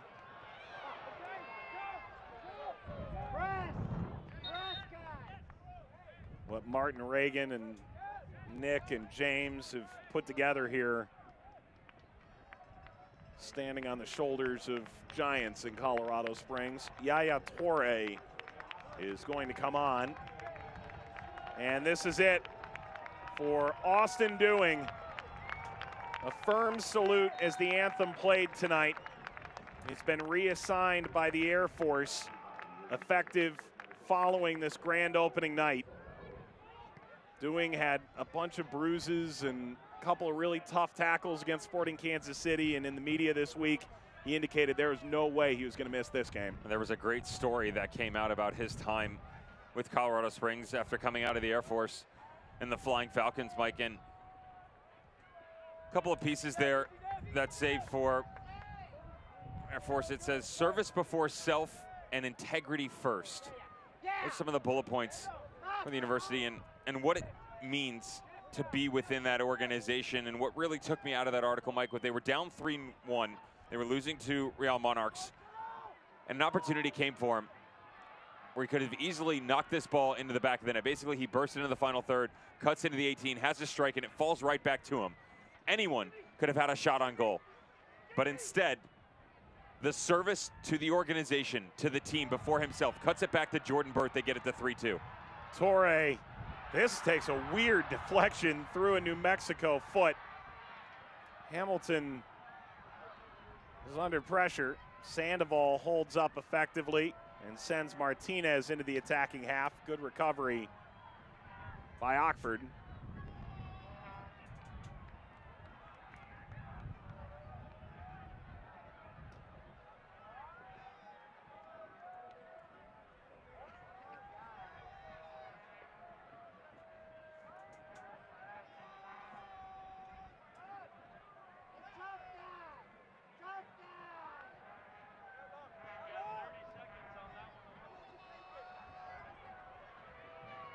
Sandoval.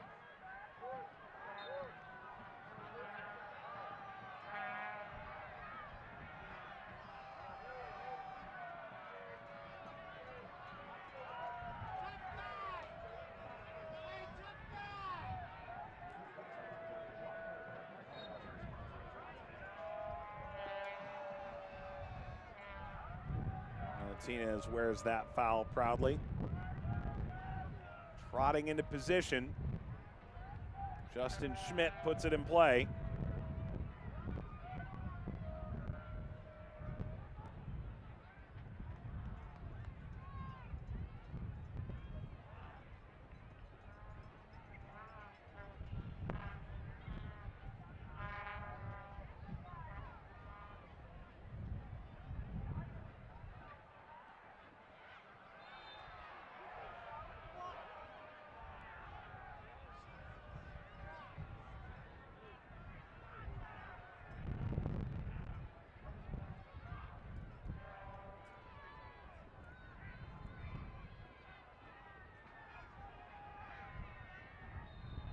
Schmidt waits. Winner of this game would move into second place in the Mountain Division. It is exceedingly early to talk about standings, but don't think as you get into the dog days of summer that these points wouldn't be massive. Martinez. Pannenberg directs traffic. Can New Mexico get a sucker punch here? Bounces by Ryden and out. On the road, can't watch the match? Turn on Sirius XM FC, North America's only 24/7 source of soccer radio. Features Ray Hudson, Tony Miola, Brian Dunseth, Rodney Marsh, and the brand new USL All Access. Every Tuesday, 7 p.m. Eastern, fans of the USL can now listen to the best matches of the week, along with action from MLS, the Premier League, and UEFA Champions League. Sirius XM FC, channel 157 on your Sirius XM radio, and the Sirius XM app. Sandoval sweeping ahead. This will find Swartz.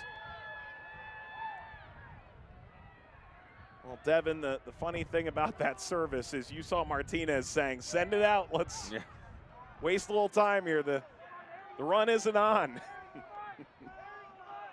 When you turn it over, now you got to chase a bit more. It'll be a fun conversation in the locker room later on.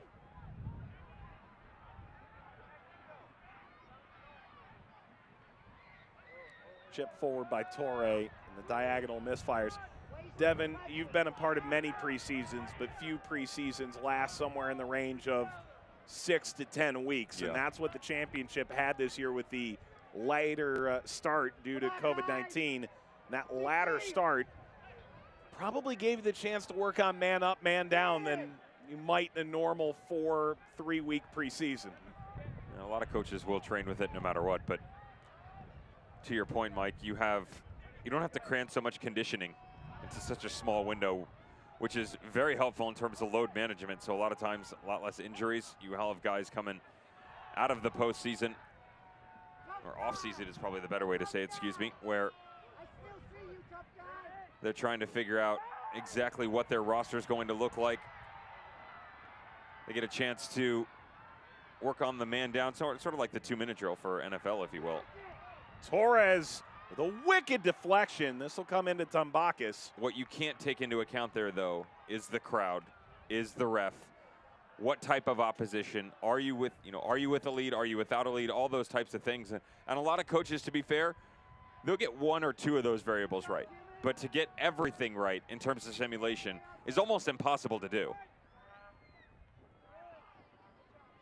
It is interesting as well that after the card and going down the goal, that now the game has almost come to a stall.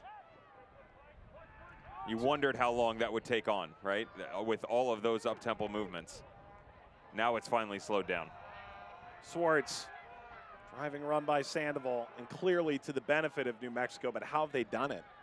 Well, they've done a couple different things. One, they have pretty much shifted to 4, with Sam Hamilton playing outside back, Schmidt and Ryden holding it on the backside, and then they've just compacted the middle. And when it does move to the outside, they're pinching in sort of this lever type arm where the right side of the midfield starts to move up, the left side starts to move up, and everybody just swings like a pendulum the other direction. So you've got Juan Pablo Guzman and Michael Azira holding the inside, and then it's kind of old school college soccer in certain areas, to be fair, Mike, where you just step on it, knock a ball up top, look for the big point man in Devin Sandoval, and see if you can find a guy with legs, 1 or 2, to just run off of each other and kill some time. You get an opportunity, great. If not, kill the clock.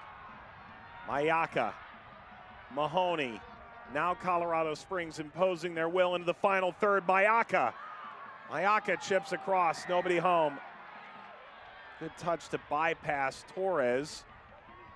Up the line where Colorado Springs is able to take over. Ockford, Makangila. 13 minutes or so to go before stoppage time.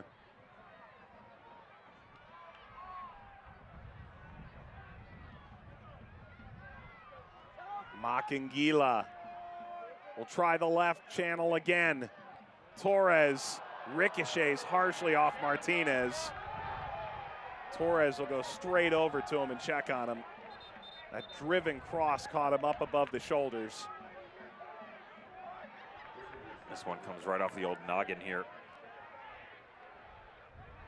Jose Torres trying to whip this in. Had numbers on the back post for sure, and as it's slowed down, you're going to get a real good idea as this comes all the way back across what's going on for Isidro Martinez.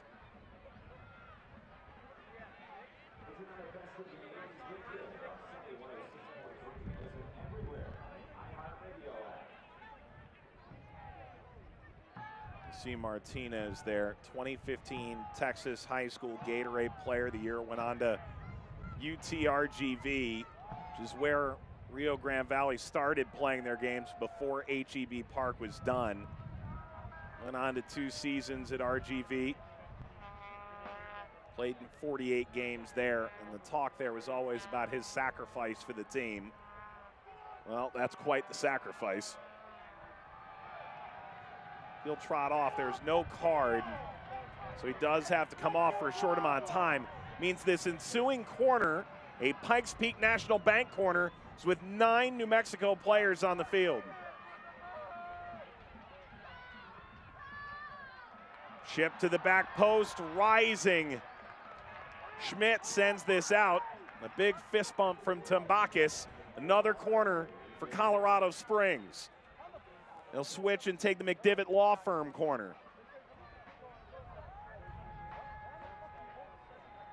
That frog looks happy now. Wait till you score a goal. Lights up. Top hat, dances with the cane. We don't know yet. We're going to find out. Well, that flag placed down.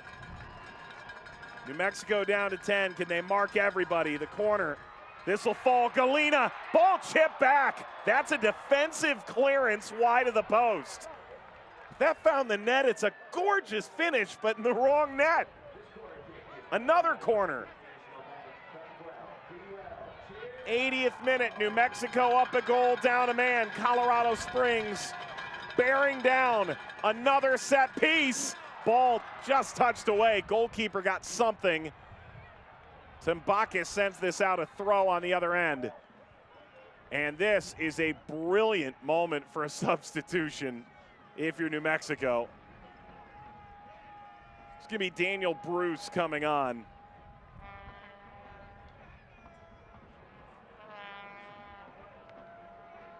And Bruce is going to wait. They're going to hold the substitute. And now Bruce makes his way into the game before the throw. Harry Swartz comes off. Sub brought to you by the Sports Medicine and Performance Center.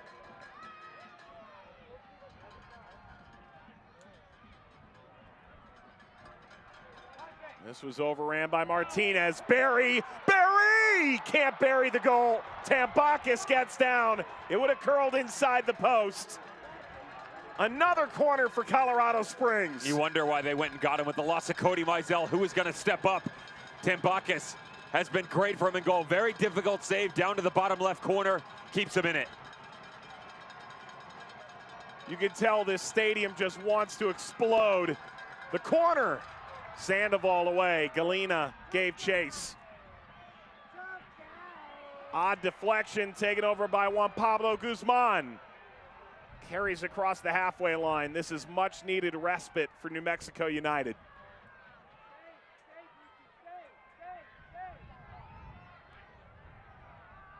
But turned over immediately to Torres. Pops it forward for Barry. Ryden sends this into the stands.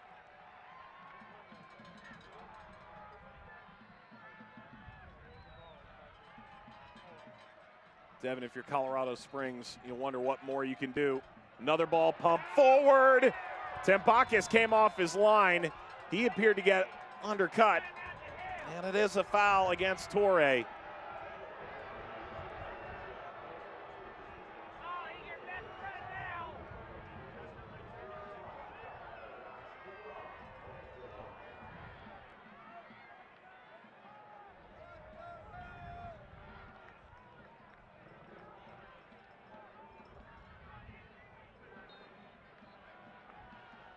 Dev, if you're Colorado Springs, is there anything more you can do tactically to push this tempo?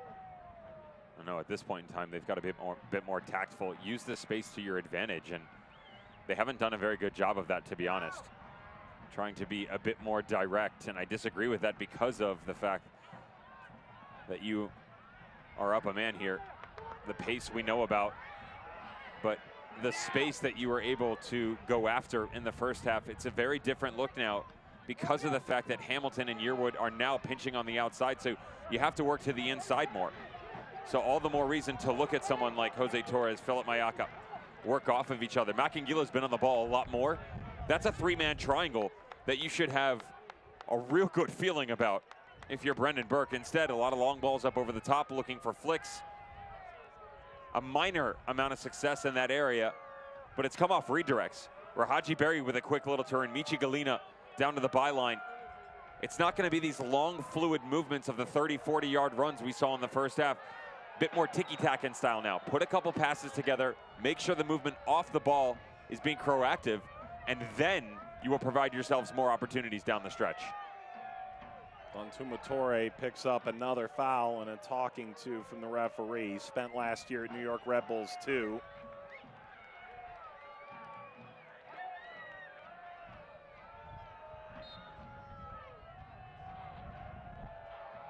Corner here with 6 minutes to go.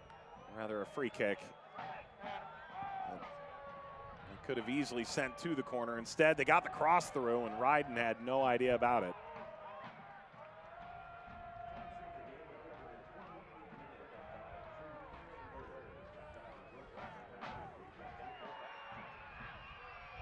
Ryden.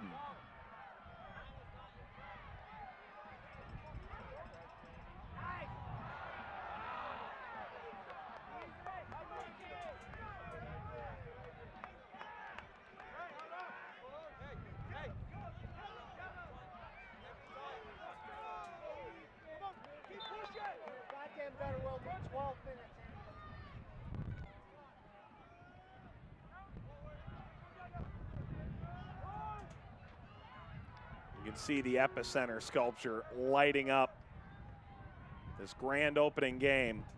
$4.5 million public art sculpture right at the entrance to this new Widener Field. Torres into the epicenter end. Torre won a corner. The 3-story tall, 65-foot diameter sculpture in the corner. In the opposite end. Look at all this space. That's not the answer. Mayaka.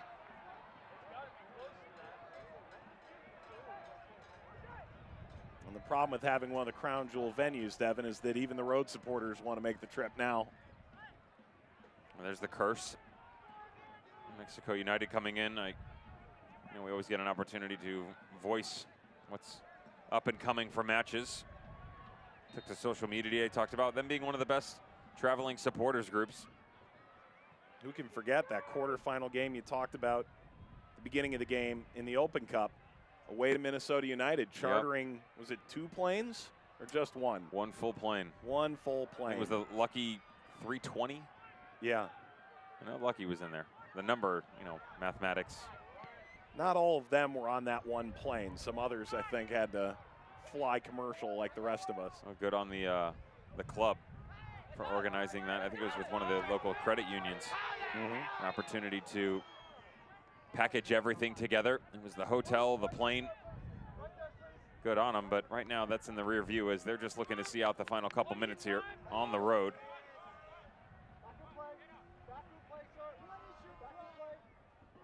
Bruce with hair like I used to have.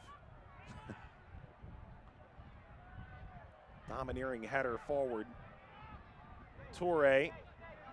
There is still just over 3 minutes left here for Colorado Springs to find an equalizer. They found Torre now. Torre stepping into Bruce. Took it away for New Mexico. 3 minutes and counting before stoppage. Tenari's red card in the 54th came just 5 minutes after the go-ahead goal for New Mexico by Amando Moreno. Barry dynamite ball. Galena. Sandoval. Mayaka. Throw, New Mexico.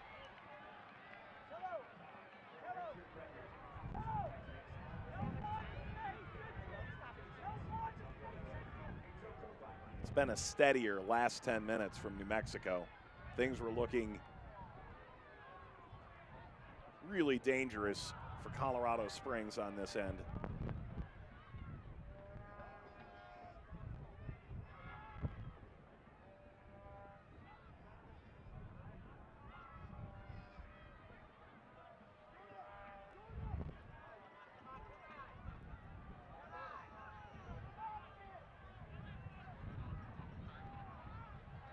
Mayaka.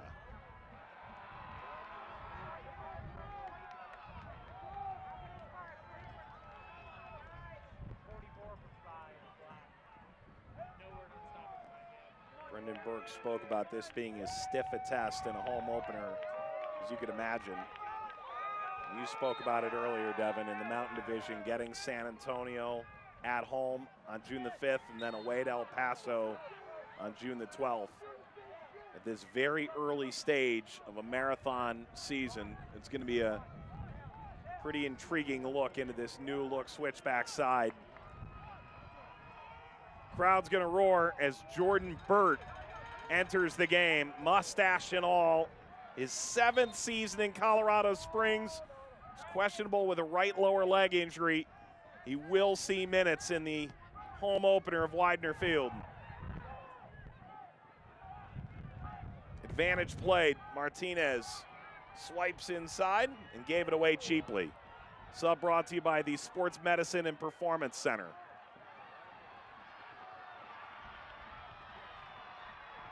Long run, but Galena's there. Schmidt pushed off the ball. Galena sends back toward Bird. Recovered by Azira.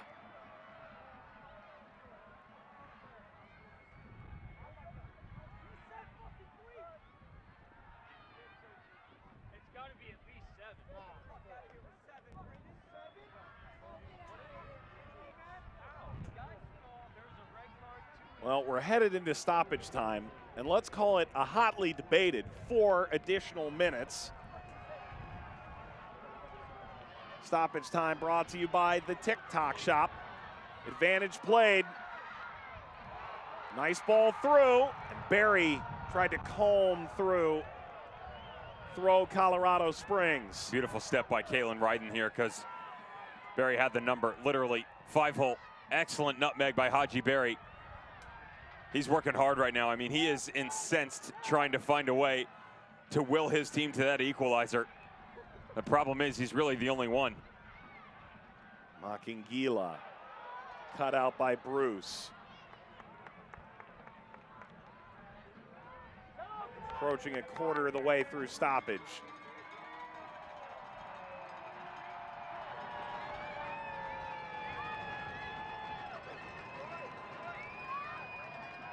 This stadium is built for the Roar.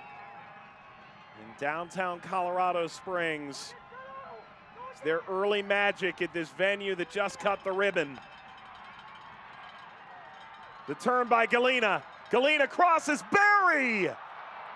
Pokes it wide. Sam Hamilton dropped to ground to try and get a piece, but it was off target nonetheless. With everything that we gave in terms of the glorifying review of this turf, it actually looks like Haji Barry loses a bit of footing as this ball comes back across. Really difficult take, and right there, left foot just gets stuck up underneath him a little bit. He's still got to catch it off the hop, redirect, and then the gray area of should I put it on my instep or my laces? Can't pick either. Wide of the bar. Ahead here to Barry. Barry cuts, waits.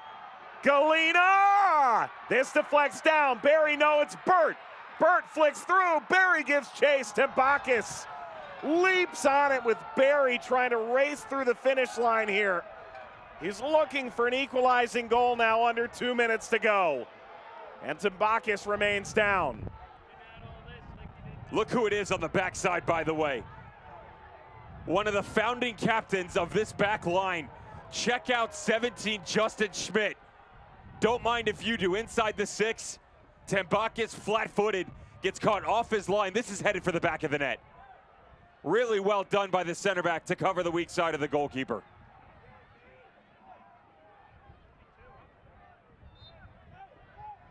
.80 ticks to go, and maybe a little more than that with Tambakis' injury time potentially to be added. Tambakis sent this into the stands. Both ownership groups are in the building. Plenty of representatives from the USL League office. And about 5,500, 6,000 fans. It's a sellout of 70% capacity. And everyone's on the edge of their seat or out of it altogether. Sandoval took it back. 45 ticks to go at least. Floated forward, Martinez.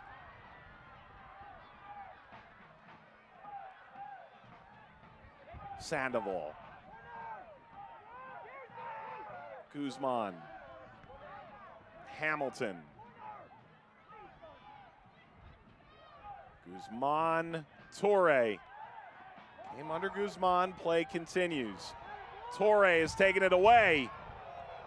Fired into the bench.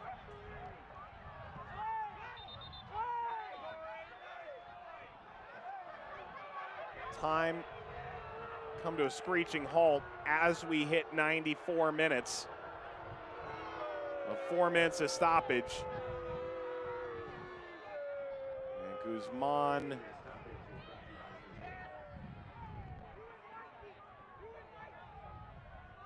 struggling. Dev, we may have another minute here. Anytime you get over the allotted stoppage time with a couple of injuries, it really does come down to the referee in the middle of the field. They'll pad onto it for sure. And what you have to understand for Guzman is that a lot of people won't agree with the fact that he's gone to ground, but the shift that he's had to put in, he's cramping. It's simple enough. Is it convenient on the timing? Absolutely. But I've been in this situation. Every single outstretched foot, the extra effort that you're digging down so deep to try and close out this hard-fought victory on the road does something to your body that you cannot explain unless you've lived it. And that's what he's walking through right now. The war of attrition is playing out in front of our eyes for Juan Pablo Guzman. Tenari went down with his second yellow in the 54th. Now Guzman is helped off. There's no yellow, so he'll have to be allowed back into the game. There he is, and maybe there's a bit of a cleat there to him as well. Well, we're at 95-25 of the 4 minutes. Service here. Zira. Hey, we're a minute and a half over, man. Ball ahead again for Colorado Springs. Tambakis upended by Ockford. And that could be the end of that. I'm not sure I agree with the yellow card to Ockford in this moment either.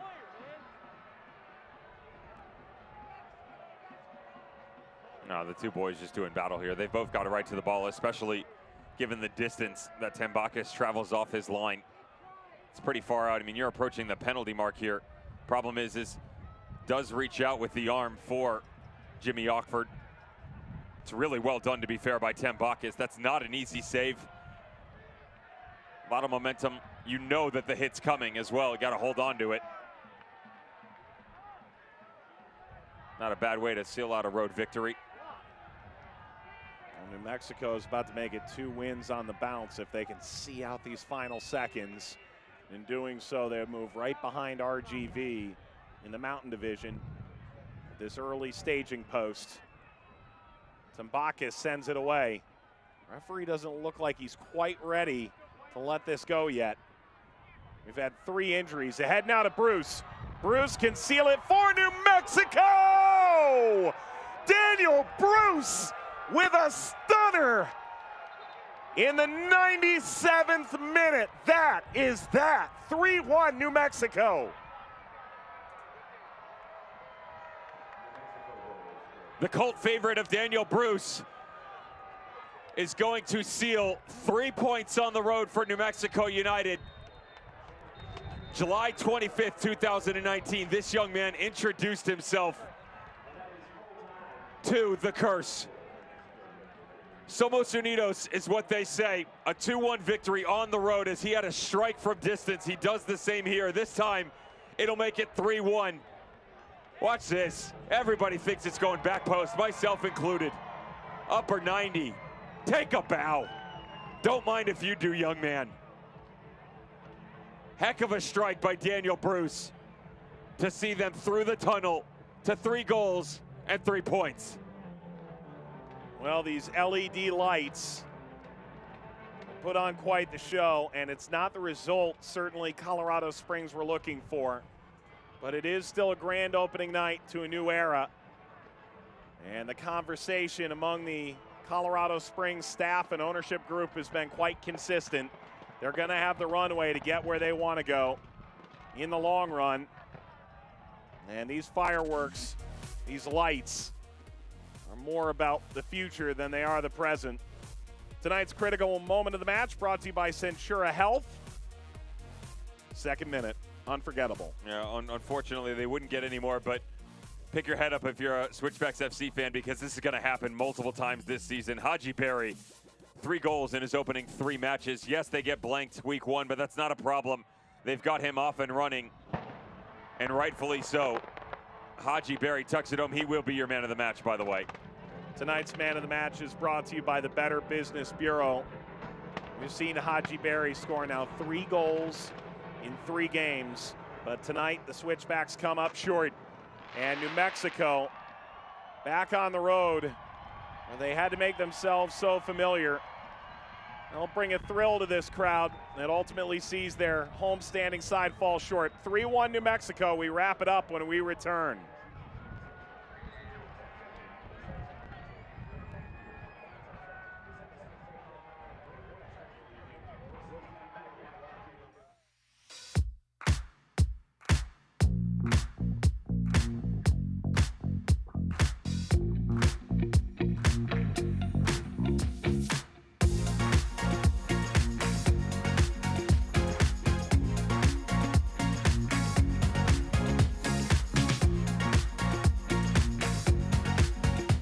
Fox 21's Craig Coffey, voted the Gazette's Best of the Springs winner, morning TV anchor.